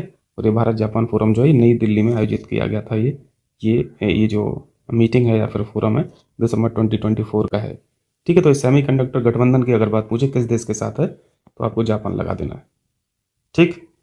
चलिए यहाँ देखिए, ये चर्चा में है अभी। एमपी लेट्स फंड हम लोग समझते हैं ना, संसद सदस्य स्थानीय क्षेत्र विकास योजना जो होती है, member of parliament local area development scheme. इस स्कीम के तहत हर एक संसद निधि में पैसा पहुंचाया जाता है। अमाउंट 5 करोड़ का होता है, ठीक है। और वो अपने निर्वाचन क्षेत्र में उस पैसे से विकास कार्य करते हैं। तो यहाँ पे हम लोग सीखेंगे कि ये पैसा डायरेक्ट कहाँ आता है, संसद के खाते में आता है, सांसद के खाते में आता है, या फिर जिला प्रशासन के खाते में जाता है ना। ये सारी चीज़ें यहाँ पे सीख लेंगे। ये आपके लिए मेंस के लिए भी टॉपिक इंपॉर्टेंट है, पीसीएस मेंस के लिए पूछा गया है कई बार एमपी लेट्स फंड के बारे में। पहले न्यूज़ देख लेते हैं कि न्यूज़ में क्यों है। एमपी लेट जो है, सांख्यिकी और कार्यक्रम कार्यान्वयन मंत्रालय जो है, यानी ministry of statistical programme implementation जो है, इन्होंने एक रिपोर्ट दी है और उसमें आंकड़े बताए हैं। और बताया गया है कि 16वीं जो लोकसभा थी, यानी 14 से 19 वाली, 16वीं लोकसभा की तुलना में 17वीं लोकसभा के लिए केंद्र सरकार द्वारा कुल जारी फंड में गिरावट आई है। यानी 17वीं लोकसभा के लिए जो निधि जारी की गई थी वो 16वीं लोकसभा से कम थी, और अच्छी खासी कम थी। 65.2% की कमी देखी गई है। मुख्य कारण खैर कोविड-19 इन्होंने बताया है। ये न्यूज़ का पर्पज है, हम लोग को सीखना क्या है, ये जो फंड है, ये फंड का मैनेजमेंट और इसकी चेन क्या है ना, कहाँ से पैसा आता है, कहाँ जाता है और कैसे खर्च होता है। क्वेश्चन यहाँ से पूछता है। तो आपने अभी एक मंत्रालय का नाम पढ़ा, ministry of statistical and programme implementation. इसका नाम क्यों जिक्र है, इन्होंने क्यों आंकड़े जारी किए हैं? इन्होंने आंकड़े इसलिए जारी किए हैं क्योंकि ये जो फंड रिलीज होता है सांसद निधि का 5 करोड़ रुपए, ये यही मिनिस्ट्री रिलीज करती है फंड को। क्लियर है, एक फैक्ट यहाँ से सीखा। अब पहले कुछ बेसिक देख लेते हैं, फिर हम यहाँ पे एमपीलेट्स के बारे में चर्चा करते हैं। अगर देखा जाए अभी आंकड़े में जो बताया गया मिनिस्ट्री के द्वारा, सबसे अधिक एमपीलेट्स निधि प्राप्त राज्य जो हैं वो उत्तर प्रदेश है, दूसरा महाराष्ट्र है, और तीसरा पश्चिम बंगाल है, ठीक है। और सबसे कम एमपीलेट्स निधि जो रिलीज की गई है वो दिल्ली में की गई है, हरियाणा में की गई है और पंजाब में की गई। ये फैक्ट आपके लिए इंपॉर्टेंट है, ठीक है। चलिए अब इसको देख लेते हैं थोड़ा, एमपी लेट्स के बारे में। ये 1993 की स्कीम है, 1993 में स्टार्ट की गई थी। पर्पज क्या है, इस निधि में जो पैसा आता है हर सांसद के ये जिम्मे में 5 करोड़ रुपये रहता है अपने निर्वाचन क्षेत्र में विकास कार्य करने के लिए। तो निर्वाचन क्षेत्र में विकास कार्यों के लिए निधि ये होती है, ठीक है। यहाँ से आपके लिए इंपॉर्टेंट क्वेश्चन बनते हैं स्टेटमेंट के लिए। राज्य स्तरीय नोडल विभाग इसकी देखरेख करता है, ठीक है। राज्य स्तरीय नोडल विभाग इसकी देखरेख करते हैं। विकास कार्यों की मंजूरी जो है वो कौन देता है, जिला प्राधिकरण देता है। जिला प्राधिकरण मतलब डिस्ट्रिक्ट मजिस्ट्रेट है ना, डीएम। जिला प्राधिकरण परियोजनाओं को मंजूरी प्रदान करता है, ठीक है, तथा धन आवंटित करता है। यानी मिनिस्ट्री जो है वो पैसा कहाँ भेजती है, 5 करोड़। ये जो हर साल 5 करोड़ रुपए आता है, हर साल है ये, पर एनुअली है, ध्यान रखना, पूरा कार्यकाल का नहीं है, 5 साल का नहीं है, हर साल 5 करोड़ रुपए हर सांसद की निधि में रहता है। तो ये पैसा कौन रिलीज कर रहा है, मिनिस्ट्री ऑफ एसपीआई। कहाँ कहाँ भेज रहा है, जिला प्रशासन, ठीक है, जिला प्राधिकरण। यहाँ पे मुखिया कौन है, डीएम है। अब जिला यहाँ पे पैसा आ गया, यहाँ से रिलीज कैसे होगा, डीएम की परमिशन से, ठीक है, डीएम की परमिशन से। तो इसको ऐसे मत समझिएगा कि हर सांसद के खाते में ये 5 करोड़ रुपए आता है हर साल। प्रत्येक सांसद को 5 करोड़ रुपए एनुअली, वार्षिक आवंटित होता है, ठीक। खैर रहता है वो जिला प्राधिकरण के पास। मिनिस्ट्री ऑफ एसपीआई जो है ये जिला प्राधिकरण को 2.5 करोड़ की 2 किस्तों में निधि भेजता है। ये भी आपके लिए स्टेटमेंट के लिए क्वेश्चन है। एक साथ 5 करोड़ नहीं आता है, 2 किस्तों में आता है, 2.5 करोड़। और ये भी जानना है आपको कि मान लो किसी सांसद ने काम नहीं कराया, ठीक है, तो वो पैसा लैप्स नहीं करेगा, वो बचा रहेगा। अगले कार्यकाल में जो सांसद आएगा वो उसमें ऐड हो जाएगा, ठीक। यह निधि व्यवगत नहीं होती है, लैप्स नहीं होती है। अगर उपयोग नहीं किया जाता है तो अगले कार्यकाल के लिए फॉरवर्ड कर दिया जाता है। क्लियर है इतनी बात। यहाँ पे देखिए, एमपी जो है, मेंबर ऑफ पार्लियामेंट जो है, इनको अपने कोष का न्यूनतम 15% और 7.5% क्रमशः एससी और एसटी के लिए परिसंपत्तियों के निर्माण के लिए किया जाना चाहिए, ठीक है। तो ये भी स्टेटमेंट के लिए आपके लिए एक फैक्ट है। एमपी लेट्स के बारे में ये 4-6 बातें आपको ध्यान रखना है। अब जो भी क्वेश्चन पूछा जाएगा एमपी लेट्स से कर लेंगे ना। चलिए यहाँ पे देखिए, एक बड़ी अच्छी सी सब्जी है कसावा, काफ़ी लोगों का ये पेट भरती है। मैं इमेज डाल दूंगा, वैसे आप लोग जानते होंगे, ये उसकी तरह दिखता है, जो मीठा आलू होता है ना उसकी तरह दिखता है। स्टार्च युक्त जड़ वाली ये सब्जी है, ठीक है। कसावा के बारे में ध्यान रखना। इस सब्जी को ब्रेड ऑफ द ट्रॉपिक्स का दर्जा दिया गया, इस वजह से ये न्यूज में थी, ठीक है। न्यूज का कारण क्या है, इसको दर्जा दिया गया ब्रेड ऑफ द ट्रॉपिक्स, ठीक है। कसावा लगा दोगे। और देखिए, दक्षिण अमेरिका की स्थानिक सब्जी है, ठीक है। और खास बात क्या है, प्रॉपर्टी क्या है, विशेषता क्या है, सूखे और कम उर्वर मृदा के लिए ये अनुकूल भी है। बारिश वारिश की भी ज़रूरत नहीं है, बहुत ज़्यादा फर्टाइल सॉइल की भी ज़रूरत नहीं है। भारत में कसावा की कृषि मुख्यतः केरल, तमिलनाडु, आंध्र प्रदेश और नॉर्थ ईस्ट रीजन में की जाती है, ठीक है। तो ये कसावा के बारे में हो गया। इमेज देख लेना, अगर इमेज नहीं डाल पाऊँ तो गूगल कर लेना थोड़ा। देखिए, पंच मिशन किस देश के द्वारा शुरू किया गया, या 2 फैक्ट यहाँ पे जानना है। नासा ने शुरू किया है, यूएसए, ठीक है। सूर्य के कोरोना का अध्ययन करने के लिए किया है। पर्पस सीख लिया, और किस देश का मिशन है ये भी सीख लिया। मैचिंग में यही पूछा जाएगा तो लगा देना, ठीक। हमारा भी है आदित्य L1, नासा का ये पंच आपने देख ही लिया। एक प्रोवा 3 भी चलता है, ये यूरोपियन स्पेस एजेंसी का मिशन है। तो यही मैचिंग हो गया, पूरा क्वेश्चन बन गया आपका एक। चलिए, अभी एक रिसेंट रिपोर्ट आई है, air quality, global air quality index, global air quality index, विश्व वायु गुणवत्ता रिपोर्ट। चलिए इसके बारे में देखते हैं भैया क्या स्थिति है। भारत की स्थिति तो बहुत अच्छी नहीं है। भारत विश्व में 5वां सर्वाधिक प्रदूषित देश है, 5वां सर्वाधिक पॉल्यूटेड कंट्री है। IQ ईयर एक संस्था है, स्विस कंपनी है, इसके द्वारा ही जारी किया जाता है। एक स्टेटमेंट हो गया, दूसरा स्टेटमेंट हो गया, ठीक है। 2024 में 5वां स्थान अभी सीखा आपने। ये 2024 की रिपोर्ट है, रिलीज अभी हुई है मार्च में, 3rd वीक पढ़ रहे हैं ना हम लोग, लेकिन डेटा जो है वो 2024 का है। तो 5वीं रैंक है। 2023 में हम लोग 3रे स्थान पर थे। तो स्थिति में सुधार तो दिख रहा है, खैर, है ना। 3रे से 5वें में पहुंच गए। पहले 3रे सर्वाधिक प्रदूषित देश थे हम लोग, अब 5वें हो गए हैं। चलिए कुछ और फाइंडिंग्स देखिए रिपोर्ट ने क्या बताया। रिपोर्ट ने बताया कि दुनिया की सबसे ज़्यादा प्रदूषित जो कैपिटल सिटी है ना वो दिल्ली है। कैपिटल सिटी है, ठीक है। अगर कैपिटल नहीं लिखा रहेगा तो फिर आंसर दूसरा हो जाएगा, ठीक है। तब आंसर हो जाएगा बर्नी हाट। सिर्फ अगर यही पूछेगा कि विश्व का सर्वाधिक प्रदूषण वाला शहर कौन सा है तो बर्नी हाट लगाना है, ठीक है। ये फैक्ट इंपॉर्टेंट है। ये असम मेघालय सीमा पर स्थित है। कैपिटल सिटी में दिल्ली लगा देना, नॉर्मल सिटी में बर्नी हाट लगा देना। दिल्ली की स्थिति देखिए, ये जो पार्टिकुलेट मैटर है 2.5 है ना, इनकी कॉन्सेंट्रेशन दिल्ली में है 91.6 माइक्रोग्राम पर मीटर क्यूब, है ना। ये दिल्ली की स्थिति है। और वही बर्नी हाट की देखिए 128.2 माइक्रोग्राम पर मीटर क्यूब। तो बहुत खतरनाक है यार यहाँ पे तो एयर क्वालिटी बर्नी हाट में। तो ये दो दो डेटा भारत के बारे में ही हो गए, ठीक है। अब चूंकि भारत के बारे में ही देखेंगे और देश का एक दो फैक्ट है तो वो देख लीजिएगा। भारत में वर्ष 2024 में PM 2.5 के स्तर में 7% की कमी हुई है। एक स्टेटमेंट के लिए ये भी फैक्ट है कि अभी जो हाल ही में रिपोर्ट जारी की गई है 2024 में PM 2.5 का स्तर में बढ़ोतरी हुई है, ऐसा करके वो लिख देगा तो उसको गलत कर देना। आपको ध्यान क्या रखना है, कमी हुई है। तभी तो स्थान में क्या है, स्थान में भी तो कमी दिख रही है ना, सुधार हुआ है। तो यहाँ पे भी सुधार दिख रहा है। ये कैसे पता चला, यहाँ डेटा से पता चला। 2024 में जो 2.5 PM 2.5 का जो डेटा था वो था, यानी कॉन्सेंट्रेशन जो था वो 50.6 था। और वही 2023 में अगर देखते हैं तो 23 में ज़्यादा था 54.4। तो कमी दिख रही है ना, मतलब एयर क्वालिटी में थोड़ा सा सुधार हुआ है, ठीक है। 7% की कमी, ये आप यहाँ से आपको समझ में आ रहा है चीज़। चलो ठीक है, ये 91 दिल्ली का देख लिया, 128 बर्नी हाट का देख लिया, और एवरेज अगर देखें तो ये 50.6 देख लिया। लेकिन WHO के द्वारा क्या बताया गया है, तो ये सुरक्षित सीमा जो है ना वो इतना ही है, 5 माइक्रोग्राम पर मीटर क्यूब। मतलब 5 होनी चाहिए, 5 से ऊपर जाओगे तो खतरनाक है। लेकिन हमारे यहाँ तो चल रही है 50, यानी 10 गुना ज़्यादा हम लोग यहाँ पे एयर क्वालिटी डैमेज है ना, 10 गुनी ज़्यादा डैमेज है। और क्या है, उत्तर भारत में, नॉर्थ इंडिया में पोल्यूशन का जो लेवल है ये अत्यधिक था। क्यों था, इस वजह से पराली जलाने से था। ये रिपोर्ट ने ऐसा बताया। PM 2.5 के स्तर में 60% जो योगदान था वो सिर्फ पराली से था। चलिए ठीक है, नॉर्थ इंडिया की बात होगी। ओवरऑल देखें, ग्लोबल लेवल पर देखें तो सबसे ज़्यादा प्रदूषित कंट्री है चार्ट कंट्री। एक लेक चार्ट भी पढ़ते हैं हम लोग, है ना। 4 कंट्री शेयर करती हैं बाउंड्री, बताएंगे नाम।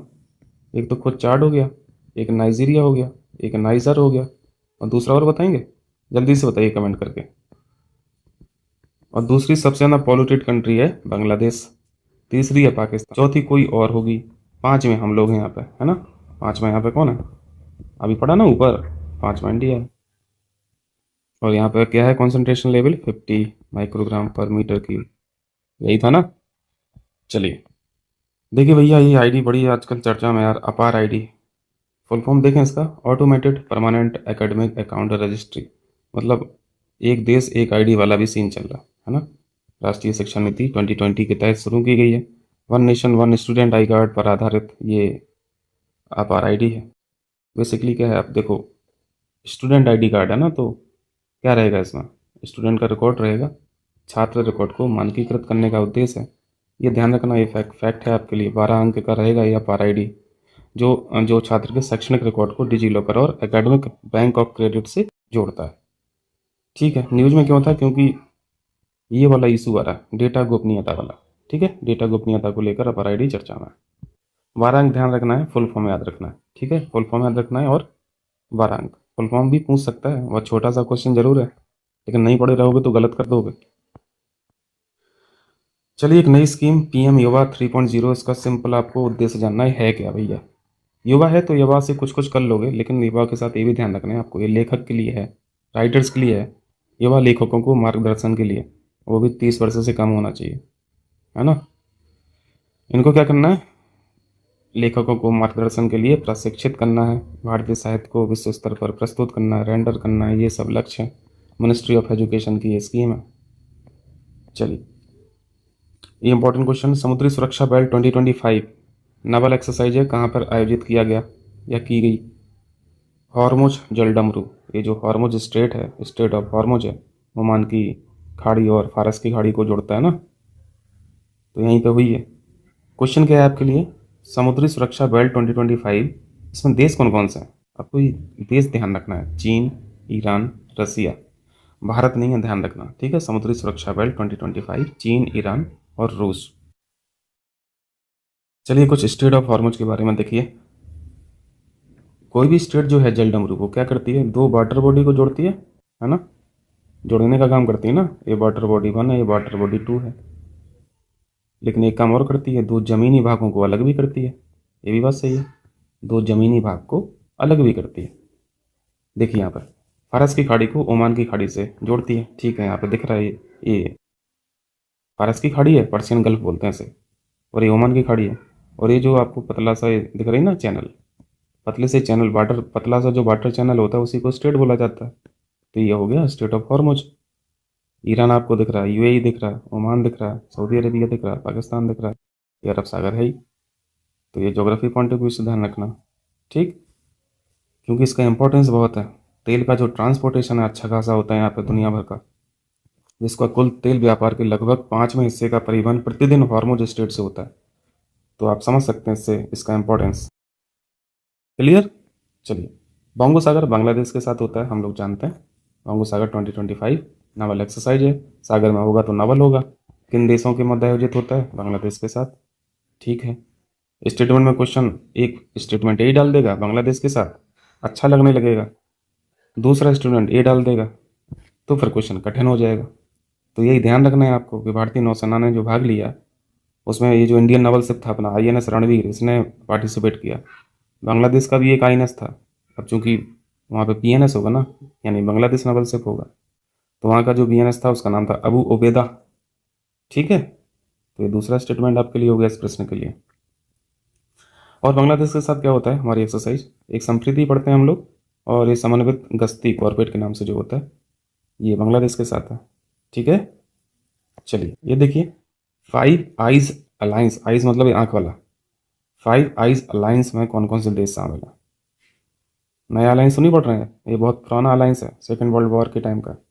Australia, Canada, New Zealand, UK, USA, ये 5 आंख हैं, है ना, एक आंख एक देश। चलिए ठीक है, भारत नहीं है यहाँ पर। सेकेंड वर्ल्ड वॉर के दौरान इसका गठन हुआ था। जर्मनी और जापान कोड, है ना, जर्मनी और जापान कोड को समझने के उद्देश्य से बनाया गया था। जब वर्ल्ड वॉर चल रही थी तो उस टाइम पे आपने ये वर्ल्ड हिस्ट्री पढ़ाई होगा, और तमाम ट्रीटीज़ के माध्यम से, संधियों के माध्यम से देश जिस तरीके से उलझे हुए थे, ये सारी चीज़ें आप लोग समझते हैं। तो वही यहाँ पे मतलब है इनका कि जर्मनी और जापान की जो कोड हुआ करते थे उसको समझने के लिए 5 आइज अलायंस का गठन किया गया था, ठीक है। गुप्तचर गठबंधन था एक तरीके से। बस आपको यहाँ पे देश याद रखना है कौन कौन से देश हैं, ठीक। मोरन समुदाय में देखो ट्राइब से क्वेश्चन बहुत पूछे जाते हैं RPCS में, है ना, RO भी पूछता है, तो ट्राइब वाले क्वेश्चंस बहुत महत्वपूर्ण होते हैं। इस टॉपिक में क्या है, इन न्यूज में देख लेंगे क्या चीज है, और खास तौर से ट्राइब जो होती हैं वो बिलोंग कहाँ से करती हैं ये पूछा जाता है ना, मैचिंग में क्वेश्चन पूछा जाता है, ये बिलोंग कहाँ से करती हैं। देखिए, मूल जनजाति ये जो है ये असम की है, पहला फैक्ट ये बन जाता है, असम की मूल जनजाति है, और इसकी कुछ आबादी अरुणाचल प्रदेश में भी रहती है, ठीक है। और देखिए, न्यूज में किस वजह से थी ये ट्राइब, अभी हाल ही में अरुणाचल प्रदेश में रहने वाले मोरान समुदाय के सदस्यों को, ये सदस्यों को है, ठीक है, सदस्यों को असम सरकार ने स्थायी निवास प्रमाण पत्र, इसके बारे में क्वेश्चन पूछा जा सकता है, ये भी बहुत इंपॉर्टेंट है, इसके बारे में चर्चा करेंगे अभी। स्थायी निवास प्रमाण पत्र देने का निर्णय लिया है किसने, असम सरकार ने। और चूंकि असम की तो ये मूल जनजाति है ही, लेकिन अभी आपने देखा कि कुछ यहाँ पे अरुणाचल प्रदेश में भी पाए जाते हैं, तो अरुणाचल प्रदेश में जो रह रहे हैं, है ना, मोरान समुदाय के लोग, उनके लिए PRC देने का निर्णय लिया है असम सरकार ने, ठीक है। थोड़ा सा और डिटेल देखिए मोरान समुदाय के बारे में। असम की मूल जनजाति आपने सीख लिया, ये वैष्णव धर्म को मानते हैं। स्टेटमेंट में अगर क्वेश्चन पूछेगा किसी ट्राइब से तो ये आपको फिर दिखेगा, है ना, कि ये किस धर्म को मानने वाले हैं। असम सरकार PRC उन भारतीय नागरिकों को प्रदान करता है जो कम से कम 20 वर्षों से वहां पर रह रहा हो, तथा उनके पूर्वज 50 वर्षों से अधिक समय से रह रहे हो, ये कंडीशन है PRC देने के लिए। तो जो नॉर्थ ईस्ट स्टेट है ना, यहाँ पे PRC न्यूज में बना रहता है, ठीक है। चलिए अब यहाँ पे देखते हैं दूसरा टॉपिक, वर्ल्ड हैप्पीनेस रिपोर्ट 2025। ऐसे इंडेक्स से बहुत कम प्रेफर कर रहा है आजकल UPPCS, है ना, बट पढ़ के तो जाना ही है, हो सकता है RO यहाँ पे सवाल पूछ ले। इंडेक्स से कोशिश किया कीजिए कि कम से कम 4-5 बातें आपको ध्यान रहे, क्योंकि यार सिर्फ इससे फैक्ट नहीं चलेगा कि भारत की रैंक कितनी है हैप्पीनेस इंडेक्स में, ये सारी चीजें में ध्यान रखना होता है। देखो इस रिपोर्ट को जारी कौन करता है, ये क्वेश्चन तो एक बार पूछा भी है ना, ये क्वेश्चन एक बार पूछा है। ऑक्सफोर्ड विश्वविद्यालय और संयुक्त राष्ट्र सतत विकास समाधान नेटवर्क जो है, यूएनएसडीएसएन इसे बोलते हैं, ठीक। तो ये दोनों का यहाँ पे काम रहता है वर्ल्ड हैप्पीनेस रिपोर्ट को बनाने का। क्लियर है, तो एक ये इंपॉर्टेंट क्वेश्चन हो जाता है। दूसरा, यहाँ पे 2025 की जो थीम है, इस बार थीम भी आपको ध्यान रखना है। थीम है हियरिंग एंड शेयरिंग, ठीक है, hearing and sharing. World happiness day 20 मार्च, देखो 20 मार्च को ये डे सेलिब्रेट किया गया, उसी दिन इन्होंने ये रिपोर्ट भी जारी की है। वर्ल्ड हैप्पीनेस डे, आपको डे याद रखना है, 20 मार्च को ऑब्जर्व करते हैं और इसी दिन को इस रिपोर्ट को जारी किया गया। बाकी हैप्पीनेस, देखो हैप्पीनेस एक मिनिस्ट्री भी है ना, भूटान में आप पढ़ते होंगे। और वर्ल्ड हैप्पीनेस डे की शुरुआत की गई थी, यहाँ पे शुरुआत भूटान के द्वारा की गई थी। सबसे खुशहाल देश देख लेते हैं, क्योंकि ये 2-3 फैक्ट यहाँ से पूछे ही जाते हैं, वैसे लेस इंपॉर्टेंट है अभी प्रेजेंट सिनेरियो के हिसाब से। फन से हम लोग याद रखते हैं, है ना, फन से याद रखते हैं, फिनलैंड हमेशा से ही रहता है सबसे खुशहाल देश रहता है, लगातार 8वीं बार फिर से ये यहाँ पे पहली पोजीशन पर है। दूसरा स्थान डेनमार्क का है, तीसरा स्थान आइसलैंड का है, चौथा स्थान स्वीडन का है। भारत की स्थिति देखिए, भारत की स्थिति यहाँ पे इस बार 2025 में 118 है और 2024 में ये 126 थी। यानी आप बोल सकते हैं कि लिटिल इम्प्रूवमेंट यहाँ पे देखा जा रहा है हैप्पीनेस इंडेक्स में।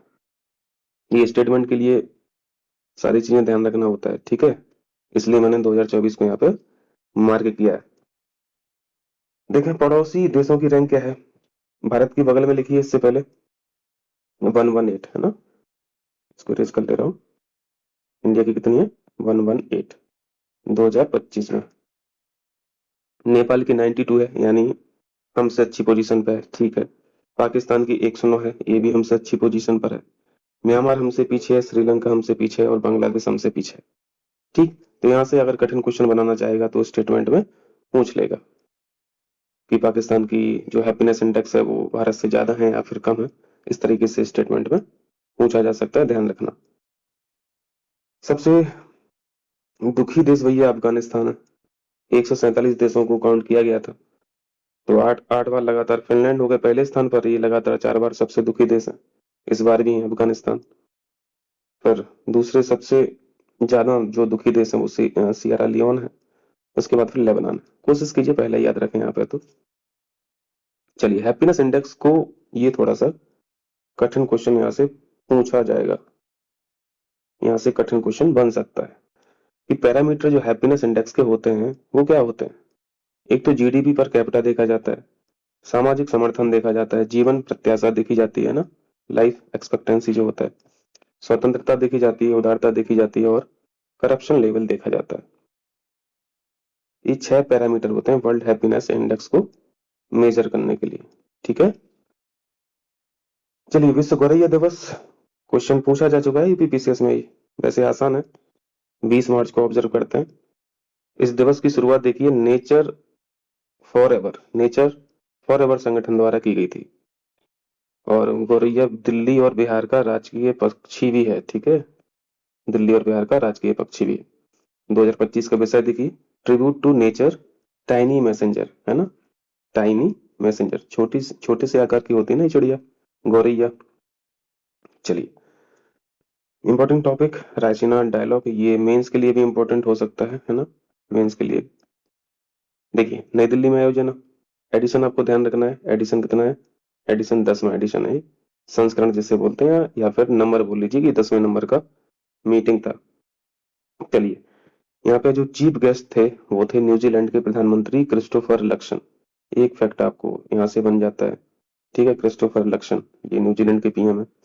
2025 की थीम देखिए, थीम है Kalachakra, people, peace and planet, Kalachakra triple P, ठीक है, ये थीम ध्यान रखना। रायसीना डायलॉग है क्या, रायसीना डायलॉग ये वैश्विक जो चैलेंजेस रहते हैं ना, इनके समाधान के लिए लोग इकट्ठा होते हैं। लोग का मतलब है कि तमाम जो नेशंस हैं उनके चीफ आते हैं, बैठते हैं, डिस्कस करते हैं, यही सारी चीजें। रायसीना डायलॉग 2016 में लॉन्च किया गया था, ठीक है। और मिनिस्ट्री ऑफ एक्सटर्नल अफेयर्स जो है, विदेश मंत्रालय, ये ऑर्गेनाइज करती है रायसीना डायलॉग को। रायसीना का नाम ये डायलॉग किस लिए पड़ा, क्योंकि रायसीना नाम की एक पहाड़ी है दिल्ली में, उसी के नाम पर रायसीना डायलॉग का नाम नई दिल्ली में रायसीना की पहाड़ी के नाम पर रखा गया है। ये बेसिक फैक्ट है, आप लोग जानते होंगे इसको। चलिए, फंक्शन क्या रहता है इन डायलॉग्स का, जो अभी देखा हम लोगों ने। ग्लोबल लीडर हुए, लॉ मेकर्स हुए, पॉलिसी मेकर्स हुए, बड़े बड़े इंडस्ट्रियलिस्ट हुए, ये सब यहाँ पे इकट्ठे होते हैं और वैश्विक चुनौतियों के समाधान करने के लिए यहाँ पे डिस्कशन होता है, बातें होती हैं, समाधान खोजे जाते हैं, सॉल्यूशंस खोजे जाते हैं। चलिए क्वेश्चन कीजिए। चर्चा में रहा रामदेवरा बेट्टा गिद्ध अभ्यारण्य, मैचिंग के लिए इंपॉर्टेंट है, ठीक है। ज्योग्राफी से क्वेश्चन पूछा जाता है। ये रामदेवरा बेट्टा गिद्ध अभ्यारण्य किस राज्य में स्थित है? ये कर्नाटक में स्थित है, ठीक है। कर्नाटक में स्थित है, भारत का पहला और एकमात्र गिद्ध अभ्यारण्य, इस वजह से और इम्पोर्टेंट हो जाता है, ठीक। चलिए, इसको थोड़ा सा ध्यान दीजिएगा भाई।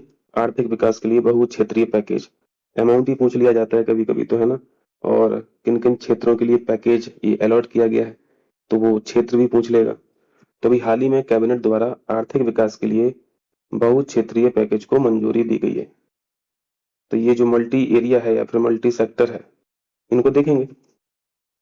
मंजूरी कितने रुपए की हुई है? 22,791 करोड़, ठीक है। 22,791 करोड़। ये अमाउंट भी ध्यान रखना है भैया, आप तो है ना, कुछ ठिकाना नहीं रहता है कमीशन का। तो ये जो बहु क्षेत्रीय पैकेज है, एक क्षेत्र तो यही है, एकीकृत भुगतान इंटरफेस यानी यूपीआई जिसे हम लोग बोलते हैं। जब यूपीआई लॉन्च हुआ था उस टाइम पे यूपीआई का फुल फॉर्म भी पूछा जाता था। खैर अब तो ये पुरानी चीज हो गई। खैर इसके इसके प्रोत्साहन के लिए यहाँ पे ये जो अमाउंट डिस्ट्रीब्यूट हुआ है, पैकेज डिस्ट्रीब्यूट हुआ है, तो एक क्षेत्र ये भी ध्यान रखना है, एकीकृत भुगतान इंटरफेस को प्रोत्साहन करने के लिए। यहाँ पे क्या बातें हुई है? कम मूल्य वाले यूपीआई भुगतान पर 0.15% का प्रोत्साहन दिया जाएगा, जिससे छोटे व्यापारियों को लाभ मिलेगा। तो ये जो 0.015% ये प्रोत्साहन दिया जा रहा, ये कौन दे रही है? ये गवर्नमेंट दे रही है, ठीक है, गवर्नमेंट। तो यहाँ पे गवर्नमेंट का खर्चा होगा, है ना, तो ये खर्चा अलॉट कर दिया गया है। तो एक क्षेत्र आप ये ध्यान रखें। दूसरा क्षेत्र महाराष्ट्र में राजमार्ग परियोजना, इसी 22,791 करोड़ में से कुछ हिस्सा यहाँ पे पैसे का यहाँ पे भी डिस्ट्रीब्यूट होगा, अलॉट होगा। महाराष्ट्र में राजमार्ग परियोजना, चौक पगोटे 6 लेन राजमार्ग को मंजूरी मिली है। ये क्या करेगा? ये जो जवाहरलाल नेहरू पोर्ट है, इसकी कनेक्टिविटी यहाँ पे बढ़ जाएगी। तो ये आपको ध्यान रखना है, चौक पगोटे 6 लेन राजमार्ग महाराष्ट्र में मल्टी सेक्टर जो पैकेज पैसा जो अलॉट किया गया है, एक क्षेत्र ये भी है महाराष्ट्र में राजमार्ग परियोजना। तीसरा, ये भी इंपॉर्टेंट है, असम में उर्वरक संयंत्र को मंजूरी मिली है। इसका नाम आप ध्यान रखें, नामरूप 4 यूरिया संयंत्र। नामरूप के नाम से पूछा जाएगा, नामरूप यूरिया संयंत्र के लिए मंजूरी। ये है कहाँ पे? इतना ही पूछ लेगा, एक छोटा सा क्वेश्चन, तो ध्यान रखें, है ना। असम एक्ट ईस्ट पॉलिसी के तहत ये किया गया है। दक्षिण पूर्व एशिया में यहाँ पे निर्यात को बढ़ावा मिलेगा, ठीक है, यहाँ से सप्लाई किया जाएगा फिर। इसके बाद जो सेक्टर है, संशोधित राष्ट्रीय डेयरी विकास कार्यक्रम, तो यहाँ पे 10,000 डेयरी सहकारी समितियां स्थापित की जाएंगी, ठीक है। इसके बाद अगला सेक्टर है राष्ट्रीय गोकुल मिशन 2021 से 2026। ये एक बार पूछा जा चुका है यूपीपीसीएस में, ध्यान रखना, ठीक है। ऐसे ही छोटे छोटे क्वेश्चन स्टेटमेंट में डाल देता है, फिर कठिन लगने लगते हैं क्वेश्चन। राष्ट्रीय गोकुल मिशन का ये टेन्योर याद रखें, 2021 से 2026। इसका कुल परिव्यय जो है वो संशोधित कर दिया गया है और 3400 करोड़ रुपए फाइनल यहाँ पे अलॉट किए गए इस मिशन के लिए, ठीक है। तो ये जो बहुक्षेत्रीय पैकेज था वो इन 5 स्कीम्स के लिए या फिर इन 5 प्रोजेक्ट्स के लिए यहाँ पे डिस्ट्रीब्यूट किया गया है पैसा, ठीक है। चलिए थोड़ा पढ़ लेते हैं अब। 286 डेज इन स्पेस, समझ गए होंगे किसकी बात कर रहे हैं हम लोग, है ना। हम लोग बात कर रहे हैं सुनीता विलियम्स, है ना, और साथ में बुच बिलमोर। ये डेज आपको ध्यान रखना है, ये डेज हो सकता पूछ ही ले कि वो कितने दिन स्पेस में रह के आई हैं। ऑप्शन दे देगा तमाम, 286 दे देगा, 386 दे देगा, है ना, 350 देगा, 250 दे देगा। तो यही क्वेश्चन एक बन गया, 286 डेज। नासा की अंतरिक्ष यात्री जो है एस्ट्रोनॉट है बुच बिलमोर और सुनीता विलियम्स आईएसएस पर यानी इंटरनेशनल स्पेस स्टेशन पर 286 दिनों के मिशन के बाद पृथ्वी पर वापस लौट आए। वापस किससे लौटे हैं? स्टार लाइनर स्पेसक्राफ्ट में तकनीकी समस्या के कारण उनकी वापसी में देरी हो गई, तो इससे तो वापस नहीं आ पाए। ठीक है, वापस आए फिर क्रू ड्रैगन से। एलॉन मस्क साहब का स्पेस एक्स के क्रू ड्रैगन के माध्यम से वापसी हुई है। तो स्टेटमेंट के लिए ये भी हो जाता है एक सवाल। भारत अब तो खुद का भी स्पेस स्टेशन जो है वो बना रहे हैं ना, जिसका नाम रहेगा BAS। BAS का मतलब है भारतीय अंतरिक्ष स्टेशन। ठीक है, अभी 2028 में बेस मॉडल भेजा जाएगा, फिर 2035 तक पूर्ण संचालन में आ जाएगा। ये 2035 आपको टारगेट ध्यान रखना। ठीक, 2035। और ISS के बारे में जानते हैं, एक कक्षा में घूमते रहते हैं ऊपर, है ना। और एक तरीके से लेबोरेटरी है, लैब है, एस्ट्रोनॉट का घर होता है। ये सब हम लोग डिस्कस कर चुके हैं। ठीक है, भारतीय अंतरिक्ष स्टेशन पृथ्वी से 400 से 450 किलोमीटर ऊंचाई पर कक्षा में परिक्रमा करेगा। ठीक है, आगे चलें। चलिए, इसका स्क्रीनशॉट मैंने डाला था टेलीग्राम पे। ये बहुत इंपॉर्टेंट है भाई, है ना। हूती जो, ये जो समूह है, पहला क्वेश्चन तो यही बनता है कि ये कहाँ से बिलोंग करता है भैया। ये यमन से बिलोंग करता है। ठीक है, यमन में ये एक तरीके से टेररिस्ट ग्रुप है, टेररिस्ट ग्रुप। और इसको सपोर्ट कौन करता है? ईरान करता है। समर्थन कौन करता है? ईरान करता है। तो आप मैप पे देख रहे होंगे, यमन, यमन के बगल में बाब एल मंदेब भी है, साथ में रेड सागर भी है, और इस तरफ आएंगे राइट साइड में तो आपको खाड़ियां दिख जाएंगी। तो यहाँ पे ये क्या करते हैं? ये अटैक करते हैं और जो वहाँ का परिवहन मार्ग है बाधित करते हैं, है ना ये लोग। तो अभी ट्रम्प ने कुछ अटैक वगैरह किए भी थे इन लोगों पर, उसी वजह से न्यूज में था। लाल सागर में हूती समूह द्वारा मिसाइल और ड्रोन हमलों को नियंत्रित करने के लिए अमेरिका ने यमन में हूती समूह नियंत्रित क्षेत्रों पर हवाई हमले बढ़ा दिए। इस वजह से ये न्यूज में है। ठीक है, परीक्षा की दृष्टि से यही इंपॉर्टेंट है कि कहाँ से ये बिलोंग करता है और इसको कौन समर्थन देता है। उत्तर पश्चिमी यमन का सिया उग्रवादी ये समूह, ठीक, यमन सरकार, यमन सरकार के खिलाफ विद्रोही समूह के रूप में 1990s में ये उभरा था। ईरान से समर्थन प्राप्त है। ये सारे क्वेश्चंस इंपॉर्टेंट है आपको स्टेटमेंट के लिए। ठीक है, स्टेटमेंट के लिए। और गाजा संघर्ष के जवाब में यह समूह बैबल मंदेब स्ट्रेट में इसराइल के जहाजों पर हमला भी करता रहा है। तो यहाँ पे ज्योग्राफी से भी क्वेश्चन बन जाते हैं। बैबल मंदेब, ये जो स्ट्रेट है, जल डमरू है, ये कहाँ बिलोंग करती है, कहाँ है लोकेशन, तो मैंने यहाँ पे मैप डिपिक्ट किया है। ठीक है, ये मैप देखिए, ये आपको यमन दिख रहा है, ये ओमान दिख रहा है, सऊदी अरब दिख रहा है, और ये जो ग्रुप एक्टिव रहता है वो इस क्षेत्र में रहता है। ठीक है, हूती समूह यहीं से ये अटैक करते हैं, यहाँ पे जो जहाज होते हैं। ठीक, तो ये फिर परिवहन मार्ग जो है, बहुत बड़ा परिवहन मार्ग है ना, बहुत बड़ा परिवहन मार्ग है, सप्लाई होती है, एक्सपोर्ट होता है, एक्सपोर्ट इम्पोर्ट के लिए बहुत इंपॉर्टेंट रूट है। और ये जो पतला सा चैनल है, ये वाला पतला सा चैनल, इसको बोलते हैं बैबल मेंदेब। ठीक है, जल डमरू का ये जो फंक्शन होता है वो बताएंगे। किसी भी स्टेट का, अगर मैं यहाँ पे आपको फंक्शन पूछे आपसे स्टेट का, स्टेट का फंक्शन बताइए। ये दो वाटर बॉडी को जोड़ता है ना, दो वाटर बॉडी को जोड़ता है। ये एक वाटर बॉडी है, ये दूसरी वाटर बॉडी है, तो जोड़ने का काम रहता है वाटर बॉडियों को, है ना। और अगर अलग अलग की बात करें तो ये जमीनी भाग है, ये जमीनी भाग एक है, ये जमीनी भाग दो है। यानी सेपरेशन वाली बात हो तो ये जमीनी भाग को अलग करता है जल डमरू, और जोड़ने का काम करता है वाटर बॉडीज को। ठीक है, चलिए नेक्स्ट क्या है। हाँ, एक्स कॉर्पोरेशन के बारे में देखते हैं। पुराना नाम ट्विटर है ना। एक्स अब तो AIX हो गया, है ना। चलिए, यहाँ पे मुकदमा किया है भैया, ये केस भारत सरकार के खिलाफ एक्स ने डाला है। वही देखते हैं क्या है।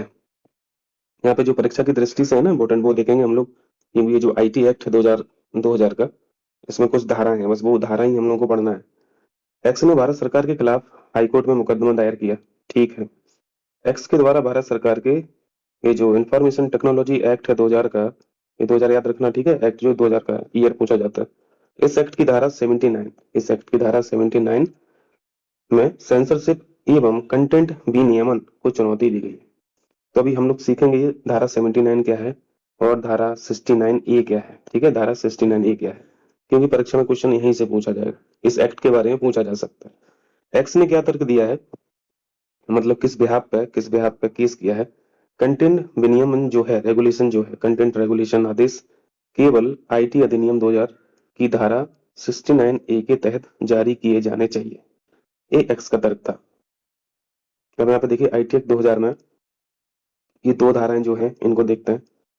धारा 69 ए क्या बोलती है, यह केंद्र को राष्ट्रीय सुरक्षा, संप्रभुता और सार्वजनिक व्यवस्था की रक्षा के लिए ऑनलाइन कंटेंट तक सार्वजनिक पहुंच को सार्वजनिक रीच को पहुंच को अवरुद्ध करने का अधिकार देती है। यह धारा 69 ए, ठीक है। तो ये सरकार के पास पावर है ऑनलाइन कंटेंट को रिस्ट्रिक्ट करने की। तो 69 ए में क्या है, ये सारी चीजें आपको पता होना चाहिए, ठीक है। और धारा 79 क्या बोलती है, सोशल मीडिया प्लेटफॉर्म हो या फिर ई कॉमर्स वेबसाइट हो या फिर इंटरनेट सेवा प्रदाता प्रदाता को तीसरे पक्ष की सामग्री के लिए उत्तरदायित्व से छूट देती है। सामग्री के लिए यूजर्स की जिम्मेदारी होगी। इसका मतलब क्या है, जैसे एक्स एक प्लेटफॉर्म है, ठीक है। एक्स प्लेटफॉर्म आप यूज कर रहे हैं, आप जियो का सिम यूज कर रहे हैं, यानी इंटरनेट आप किसका कर रहे हैं यूज, जियो का, है ना, रिलायंस का। तो एक पार्टी इंटरनेट हो गई, दूसरी पार्टी ये प्लेटफॉर्म हो गया। और एक्स प्लेटफॉर्म पर तो कंटेंट कोई भी डाल सकता है, आप भी कुछ अपलोड करते होंगे, हम भी कुछ अपलोड अगर कर रहे हैं या कुछ भी इमेज डाल के कुछ भी वहां पे लिख रहे हैं, तो तीसरी पार्टी यूजर हो गया, है ना। अब इनका कहने का मतलब ये है, धारा 79 में ये लिखा है, कर एक्स प्लेटफॉर्म पर कोई गलत चीज अपलोड करता है या पोस्ट करता है तो सारी जिम्मेदारी यूजर्स की होगी, एक्स प्लेटफॉर्म की नहीं होगी, ना ही जो नेटवर्क प्रोवाइड कर रहा है उसकी होगी। तो इसका मतलब क्या हुआ कि ये जो धारा 79 ए है, ये किसको प्रोटेक्ट कर रही है, ये एक्स एक्स को प्रोटेक्ट कर रही है और जियो को प्रोटेक्ट कर रही है, यानी जो नेटवर्क प्रोवाइड कर रहा है उसको कर रही है। वही लिखा है यहाँ पे कि social media platform, e commerce website, internet सेवा प्रदाता जैसे जियो हुआ, वोडाफोन हुआ, एयरटेल हुआ, वो तीसरे पक्ष की सामग्री के लिए उत्तरदायित्व से छूट देती है। अब समझ में आया, ठीक है। सारी जिम्मेदारी किसकी होगी, यूजर्स की होगी। जो डेटा या फिर जो कंटेंट अपलोड कर रहा है ना, उसी की जिम्मेदारी होनी चाहिए। अगर तुम गलत चीज डालते हो तो एक्स की जिम्मेदारी नहीं है, ना ही ये जियो की जिम्मेदारी है, ये धारा 79 बोलती है। तो इसीलिए यहाँ पे लिखा हुआ है कि धारा 79 जो है ये social media platform, e commerce website, internet companies के लिए सुरक्षा कवच है, ठीक है, सुरक्षा कवच है। और अभी संशोधन भी हुआ है आईटी एक्ट में 2023 में, तो इस संशोधन वाला ईयर भी ध्यान रखें अमेंडमेंट का। वैसे कब का है, 2000 का है। अमेंड कब हुआ, अमेंड कब हुआ, 2023 में, ठीक है। चलिए क्वेश्चन कीजिए, समकारी लेवी, यानी इंग्लिश में पढ़ते हैं इसे इक्वलाइजेशन लेवी। लेवी से तो समझ में आता है ये टैक्स की बात कुछ हो रही है ना, टैक्स की कुछ बात हो रही है। ये है क्या भैया इक्वलाइजेशन लेवी, कहाँ ये लगता है, डिजिटल लेन देन से उत्पन्न आय पर टैक्स यानी कर कर लगाने के लिए विदेशी डिजिटल सेवा प्रदाताओं पर लगाया गया प्रत्यक्ष कर है। हाल ही में केंद्र सरकार ने सरकारी समकारी लेवी को समाप्त करने का प्रस्ताव दिया है, जिससे गूगल, एक्स या फिर मेटा जैसे जो डिजिटल प्लेटफॉर्म है, इन प्लेटफॉर्म पर विज्ञापन दाताओं को कर का बोझ कम होने से लाभ होगा। तो बस आपको क्या ध्यान रखना है कि ये जो इक्वलाइजेशन लेवी है ये किस पर लगती है, डिजिटल लेन देन पर लगती है, ठीक है। चलिए विश्व ग्लेशियर दिवस बताइए। इस बार के डेज देखे थे ना आपने पीसीएस 2024 प्री में, डेज भी बड़े कठिन कठिन पूछा था, वैसे कुछ उसमें आसान भी थे लेकिन कुछ कठिन भी थे, तो कुछ ऐसे भी याद रखा करें। विश्व ग्लेशियर दिवस, अब ये तो बहुत बड़ी समस्या भी है ना यार, ग्लेशियर तो बहुत ज्यादा मेल्ट हो रहे हैं, तो ये तो ये वैश्विक चुनौती है एक तरीके से, पर्यावरण की सबसे बड़ी समस्या उभर के सामने आ रही है। विश्व ग्लेशियर दिवस ऑब्जर्व करते हैं 11 मार्च को, ठीक है। वर्ष 2025 को अंतरराष्ट्रीय ग्लेशियर संरक्षण वर्ष घोषित किया गया, ये भी ध्यान रखें, ये 2025 को यूएन के द्वारा अंतरराष्ट्रीय ग्लेशियर संरक्षण वर्ष घोषित किया गया है, ठीक है। तो एक फैक्ट ये हो गया, दूसरा फैक्ट ये हो गया। देखें विश्व जल विकास रिपोर्ट 2025 यानी world water development report 2025 report जारी की जाती है यूनाइटेड नेशंस के द्वारा। फाइंडिंग्स हम लोग देख लेंगे बस, है ना। यदि वैश्विक तापमान ग्लोबल टेम्परेचर 1.5 डिग्री से 2 डिग्री सेल्सियस तक अगर बढ़ता है तो हिंदू कुश हिमालय के हिमनदों में 2100 तक 30 से 50% का ह्रास हो जाएगा, लॉस हो सकता है। ये ऐसा रिपोर्ट बता रही है, चूंकि हिंदू कुश की बात हुई है तो यहाँ पे हम लोग को पढ़ना जरूरी था। तो ये फाइंडिंग्स हैं इस रिपोर्ट ने, ऐसा बताया है कि अगर 1.5 डिग्री से 2 डिग्री सेल्सियस तक ग्लोबल टेम्परेचर बढ़ता है ना, तो फिर ऐसी समस्या आ सकती है। हिंदू कुश हिमालय जो है ये 30 से 50% तक लॉस कर सकता है, इसमें ह्रास हो सकता है 2100 तक। ठीक है, वर्ष 2100 तक समग्र विश्व के पर्वतीय हिमनद जो है, ग्लेशियर्स जो है, इनके द्रव्यमान में 26 से 41% की कमी हो सकती है। तो देखो यहाँ पे ग्लेशियर की बात हुई है, और अभी आपने ग्लेशियर डे भी पढ़ा है ना, 11 मार्च, ध्यान रखना। और हिंदू कुश को तो यार एशिया का जल टावर ही बोलते हैं, एशिया का जल टावर। ठीक है, चलिए इंपॉर्टेंट टॉपिक, वैश्विक ऊर्जा समीक्षा 2024। ये जो वैश्विक ऊर्जा समीक्षा है भैया, किस तरीके की ये रिव्यू हो रहा है, समीक्षा हो रही है? ऊर्जा मांग के बारे में इन्होंने बताया है, विश्लेषण किया है, सप्लाई के बारे में बताया है, प्रौद्योगिकी और कार्बन डाइऑक्साइड का जो इमिशन है, उत्सर्जन है, इस पर विश्लेषण किया गया है।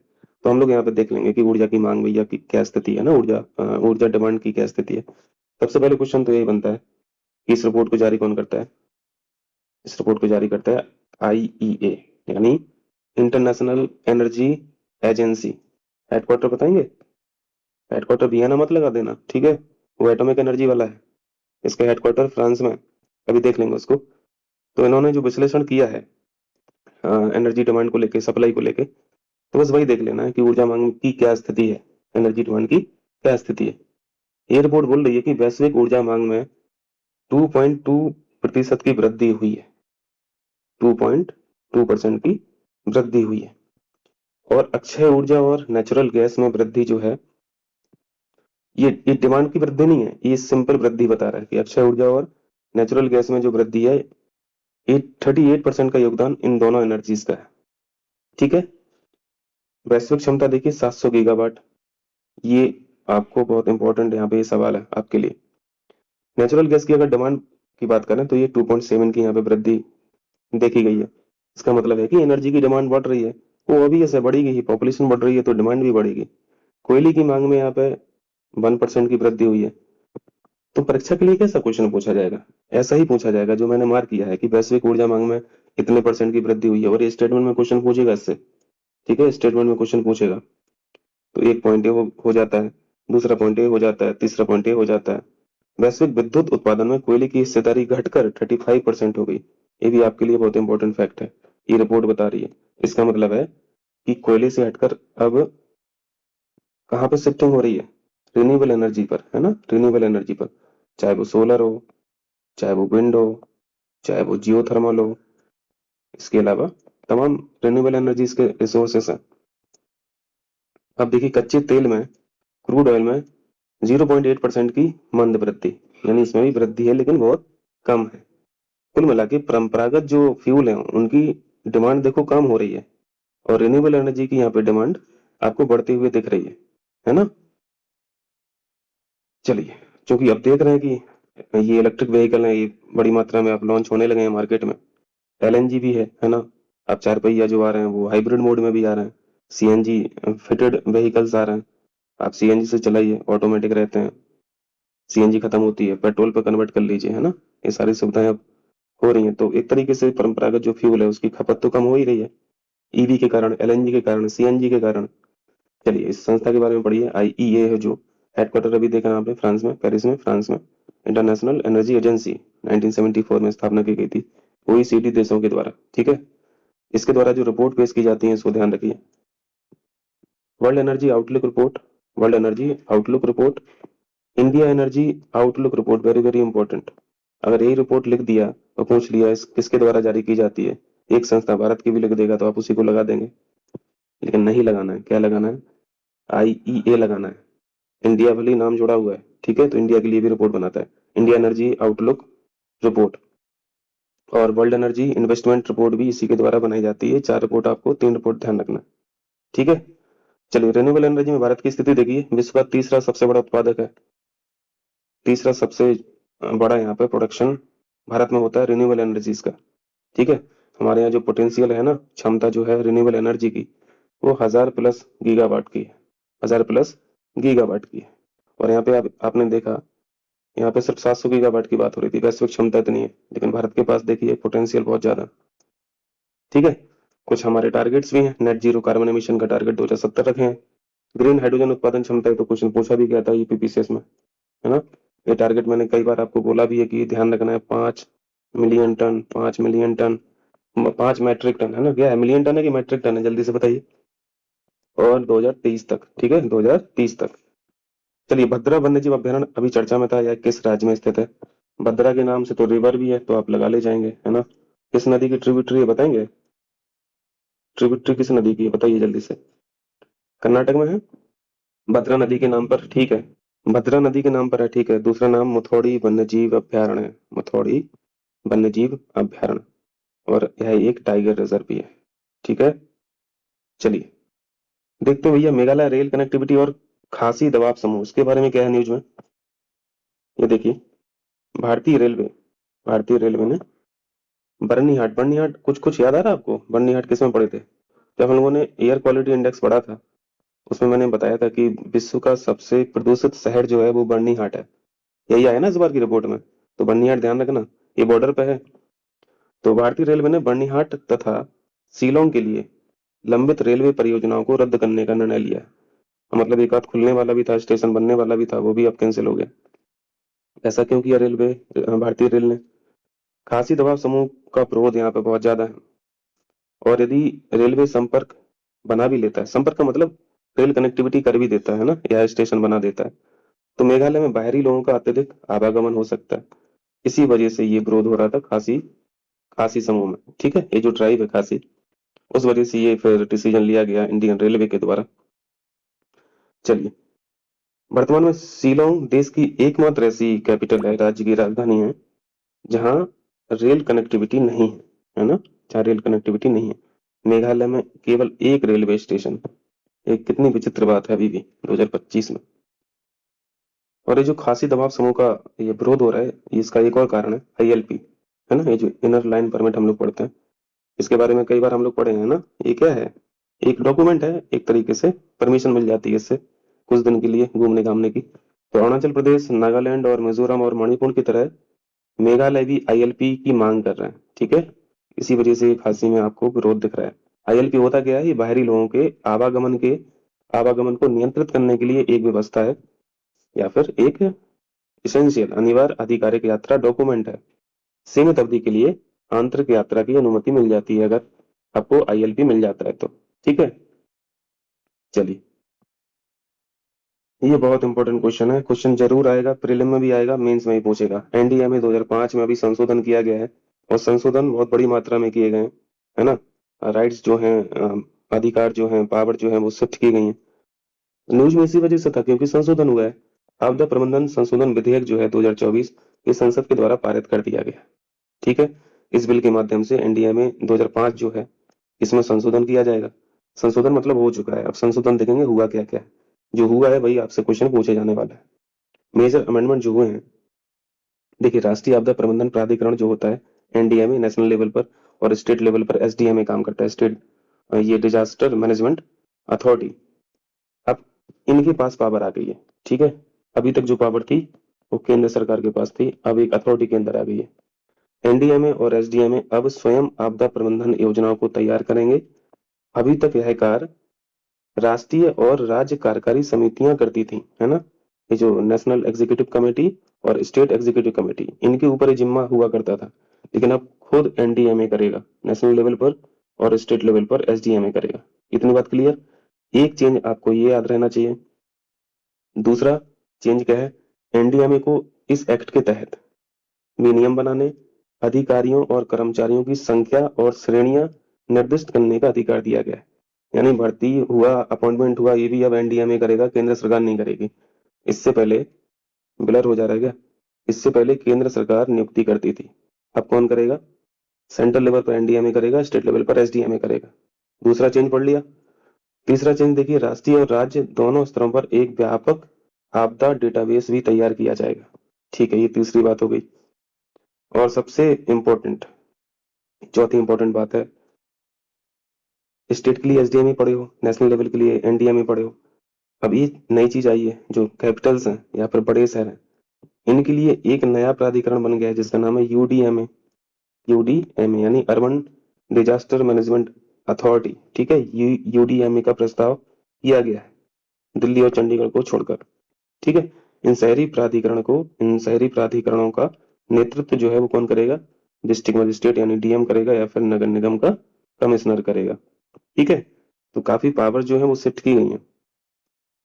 और राष्ट्रीय संकट प्रबंधन समिति यानी एनसीएमसी और उच्च स्तरीय समिति जिसे बोलते हैं हाई लेवल कमेटी को सांविधिक दर्जा यानी स्टैट्यूटरी स्टेटस भी दिया गया है। 5 आपने अमेंडमेंट पढ़ लिए, 5 इंपॉर्टेंट चीजें हैं, ठीक है, परीक्षा में दिखेगा ये क्वेश्चन। एनसीएमसी जो है यानी ये जो राष्ट्रीय संकट प्रबंधन समिति, अब इसको स्टैट्यूटरी दर्जा दिया गया है। इसको लीड कौन करता है यानी चेयरपर्सन कौन होता है? कैबिनेट सेक्रेटरी, है ना। देश का सबसे बड़ा प्रशासनिक अधिकारी होता है ना ये कैबिनेट सेक्रेटरी। और हाई लेवल कमेटी को कौन चेयर करेगा? जो आपदा प्रबंधन मंत्री होगा, है ना, वही संबंधित आदमी जो होगा वही इसको चेयर करेगा।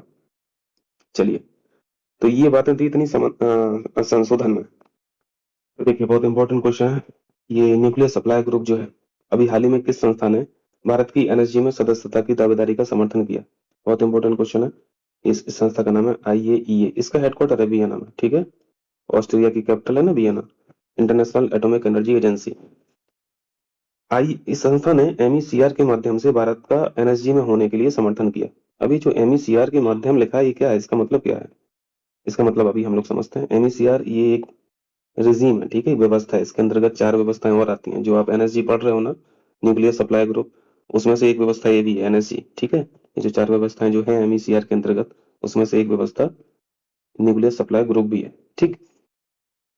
इसका फुल फॉर्म है मल्टीलेटरल एक्सपोर्ट कंट्रोल रेजिम यानी बहुपक्षीय निर्यात नियंत्रण व्यवस्था है। वही चीजें जो वेपन्स ऑफ मास डिस्ट्रक्शन है, सामूहिक विनाश के हथियार, इनके प्रसार वगैरह को रोकना, है ना। जो हम लोग एनपीटी भी पढ़ते हैं, न्यूक्लियर प्रोलिफरेशन ट्रीटी, उसी के अंतर्गत आप एनएसजी में देखते हैं। एनएसजी में होने के लिए वो कंडीशन है ना कि पहले एनपीटी जो है ट्रीटी, उस पर साइन करोगे तब आप एनएसजी के मेंबर बन पाओगे। भारत एनपीटी का सदस्य है नहीं, इसलिए एनएसजी का भी नहीं है। एमईसीआर में 4 व्यवस्था है जिसमें भारत एनएसजी को छोड़कर 3 का सदस्य है। 4 व्यवस्थाओं में एक व्यवस्था एनएसजी भी है, ठीक है। तो एनएसजी का तो भारत मेंबर है नहीं, बाकी 3 का है। ये 4 रिजीम देख लेते हैं। एक रिजीम है ऑस्ट्रेलिया ग्रुप, 1985 में गठन हुआ, रासायनिक और जैविक हथियारों के प्रचार को रोकना है, और भारत शामिल हुआ 2018 में। एक क्रोनोलॉजिकल ऑर्डर पूछा जा सकता है ना, तो ध्यान रखना कि भारत कब कब ऐड हुआ। दूसरा जो है रिजीम वो है मिसाइल प्रौद्योगिकी नियंत्रण व्यवस्था, एमटीसीआर जिसे पढ़ते हैं, मिसाइल टेक्नोलॉजी कंट्रोल रिजीम, याद आ रहा ना। तो ये सारी व्यवस्थाएं हैं एमईसीआर के अंतर्गत। इसकी स्थापना 1987 में हुई, 2 साल बाद। ऑस्ट्रेलिया ग्रुप 1985 में, एमटीसीआर 1987 में। व्यापक विनाश के हथियार ले जाने वाली जो मिसाइल हैं इनके, और ये जो अनमैन्ड एरियल व्हीकल जो है इनके प्रसार को रोकना, भारत यहाँ पे शामिल हुआ 2016 में। एमटीसीआर में पहले हो गया था, उसके बाद फिर ऑस्ट्रेलिया ग्रुप में हुआ, ठीक। बार्सिलर व्यवस्था में क्या है? पारंपरिक हथियार जो है, दोहरे उपयोग वाली प्रौद्योगिकी जो है, इनके हस्तांतरण को रेगुलेट करता है। तो तीसरी व्यवस्था बार्सिलर व्यवस्था है। और इसके तहत एक और काम किया जाता है, घातक हथियारों पर नियंत्रण की रिपोर्ट सदस्य देशों को इस व्यवस्था के माध्यम से उपलब्ध कराई जाती है। चलिए ठीक। चौथी रिजीम है एनएसजी, न्यूक्लियर सप्लाई ग्रुप। गठन कब होता है? 1974 में, ठीक है। परमाणु हथियारों के निर्यात को रेगुलेट करना इसका उद्देश्य है। 48 मेंबर है इसमें। एनएसजी के बारे में सारी चीजें देखो ध्यान से पढ़ना। एनएसजी के सदस्य होने के लिए एनपीटी का सदस्य होना जरूरी है ना। एनपीटी यानी ये जो न्यूक्लियर प्रोलिफरेशन ट्रीटी है, आप्रसार संधि है, तो एनपीटी के मेंबर तो हम है नहीं, भारत एनपीटी का सदस्य नहीं है, क्योंकि भारत इस संधि को, इस ट्रीटी को भेदभावपूर्ण मानता है, जिस वजह से भारत एनएसजी का भी सदस्य नहीं। ये भी अड़ंगा लगाता रहता है, चीन द्वारा भी भारत को एनएसजी की सदस्यता से मतलब ये रोक लगाता रहता है। चीन भारत की सदस्यता को पाकिस्तान की सदस्यता से जोड़ता है। और चीन और पाकिस्तान का तो जान ही रहे हैं ना, पाकिस्तान एलिजिबल भी नहीं है एनएसजी और एनपीटी के लिए, तब भी चीन बोलता है कि पाकिस्तान भारत को अगर मिलेगी तो पाकिस्तान को भी देना चाहिए। चलिए, पाइडे को कब ऑब्जर्व किया जाता है? पाइडे 14 मार्च, इंपॉर्टेंट है क्योंकि भारतीय जुड़े हैं इससे। पाइडे, रामानुजन को तो जानते ही, इन पे तो मूवी भी बन गई है। पाई क्या है? 2 पाई यार जानते हो ना, परिधि पढ़ते हो, पाई वाला पाई, एक गणितीय स्थिरांक जिसकी वैल्यू पढ़ते हैं हम लोग 3.1416, है ना। वैसे इसकी वैल्यू अनंत तक है ना, अनंत तक। और एक अनंत कितना है? Nobody nose. फिर भी रामानुजन साहब ने इस पॉइंट के बाद, 3 पॉइंट जो लिखा है ना, इस पॉइंट के बाद 1 लाख तक, है ना, आगे संख्या 1 लाख तक जितनी भी संख्या आएंगी उतना तो उन्होंने फाइंड आउट कर लिया था। तो ये रामानुजन साहब की ये मतलब उपलब्धि थी। भाई हम लोग जानते हैं पाई का पहली बार प्रयोग 1706 में विलियम जोन्स द्वारा किया गया, ये उपयोग किया गया था। लेकिन अपने जो आर्यभट्ट साहब थे इन्होंने तो, ये देख रहे हैं, 476 से 550 का जो टाइम था, इस टाइम में पाई का अनुमानित मान तब बता दिया था इन्होंने कि 3.1416 है, और ये वैल्यू अभी भी उतना ही निकलती है ना, तो बहुत बड़ी बात है। और 1914 में भारतीय गणितज्ञ श्रीनिवास रामानुजन साहब जो थे, इन्होंने पाई की गणना जो है वो लाखों अंकों तक कर डाली थी। इसी पे मूवी भी बनी थी, है ना। चलिए, किस राज्य में महापाषाण कालीन मेनहर, इसको टेलीग्राम पे मैंने आपको स्क्रीनशॉट भेजा था। मेनहर क्या होते हैं? मेनहर को 2025 की यूनेस्को की वर्ल्ड हेरिटेज साइट जो है इसकी अनंतरीन सूची में शामिल किया गया। ये है भैया तेलंगाना, जिला है नारायणपेट जिला। मेनहर क्या होते हैं? बहुत बड़े आकार के वर्टिकल ये स्टोन होते हैं, ऊर्ध्वाधर पत्थर होता है। मैंने इमेज भी डाली थी वहां पे टेलीग्राम पे, और उस समय पे स्थापित किए गए होंगे। और इनका जो उद्देश्य रहा करता होगा वो ये रहा करता होगा, समाधान या फिर स्मारक स्थलों के रूप में इनको ये गड्ढे खोद के लगाते होंगे, है ना, पत्थरों को स्थापित करते होंगे। ठीक है, चलिए, तो सिंपल इतना ही याद रखना कि मेन है क्या है। तो ध्यान रहे कम से कम कि ये वर्टिकल पत्थर हैं बड़े बड़े आकार के। सतत विकास लक्ष्य सस्टेनेबल डेवलपमेंट गोल्स सूचकांक 2024, देखते हैं एसडीजी प्रगति चुनौतियां क्या क्या है। सूचकांक में पहले तो स्थान याद रख लीजिए भारत का 109, भारत की पोजीशन क्या है एसडीजी में? 109।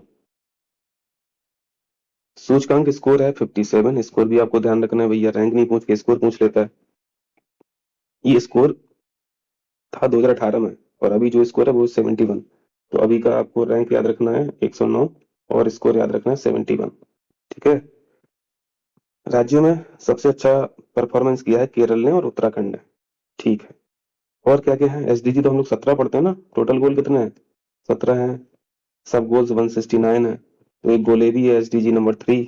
एसडीजी 3 क्या है? मात्र मृत्यु अनुपात, है ना। तो इसमें भी सुधार हुआ है, 130 हुआ करता था पहले, अब कितना हो गया? 97। यानी 1 लाख जीवित जन्म जो हो रहे हैं, पहले 130 मर जाते थे, 130 यहाँ पे माताएं की मृत्यु हो जाती थी, अब 97 की मृत्यु हो रही है। तो ये घटाई है ना, डेटा तो घटाई है, फिर भी ये भी स्थिति बहुत अच्छी थोड़ी ना है। 97 तो अभी भी मृत्यु हो जा रही है ना।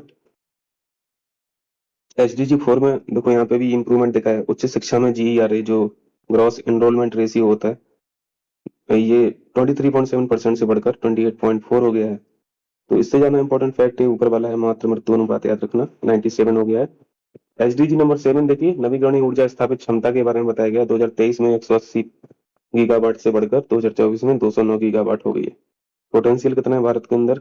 ये अभी देखा था ना एक रिपोर्ट में, 1000+ गीगावाट का पोटेंशियल है। और स्थापित कितनी है? स्थापित है 209। अब ये जो नवीकरणीय ऊर्जा है इसमें कुछ सोलर होगा, कुछ विंड होगा। ये डिस्कस वैसे हो चुका है ना, एक दो बार मैंने आपको कराया है इन्हीं पीडीएफ्स में। तो ये हो गया हम लोगों का मार्च मंथ का करंट अफेयर्स कंप्लीट। इसका मैं कंपाइलेशन वीडियो भी डाल दूंगा, तो उसको भी देख लीजिएगा। हाई स्पीड पे कर लेना, देख लीजिएगा। और ये बहुत मेहनत से बनती है पीडीएफ, बहुत मेरे हिसाब से आपको बहुत हेल्प करेगा, तो इनको देखते रहिएगा। तो फिर मिलते हैं नेक्स्ट वीडियो में। बाकी टेस्ट सीरीज का यार, टेस्ट सीरीज तो मार्केट में टेस्ट नंबर 4 के बाद है ही नहीं यार। अब पता नहीं कब लॉन्च करेंगे, परीक्षा 27 जुलाई को आ गई है।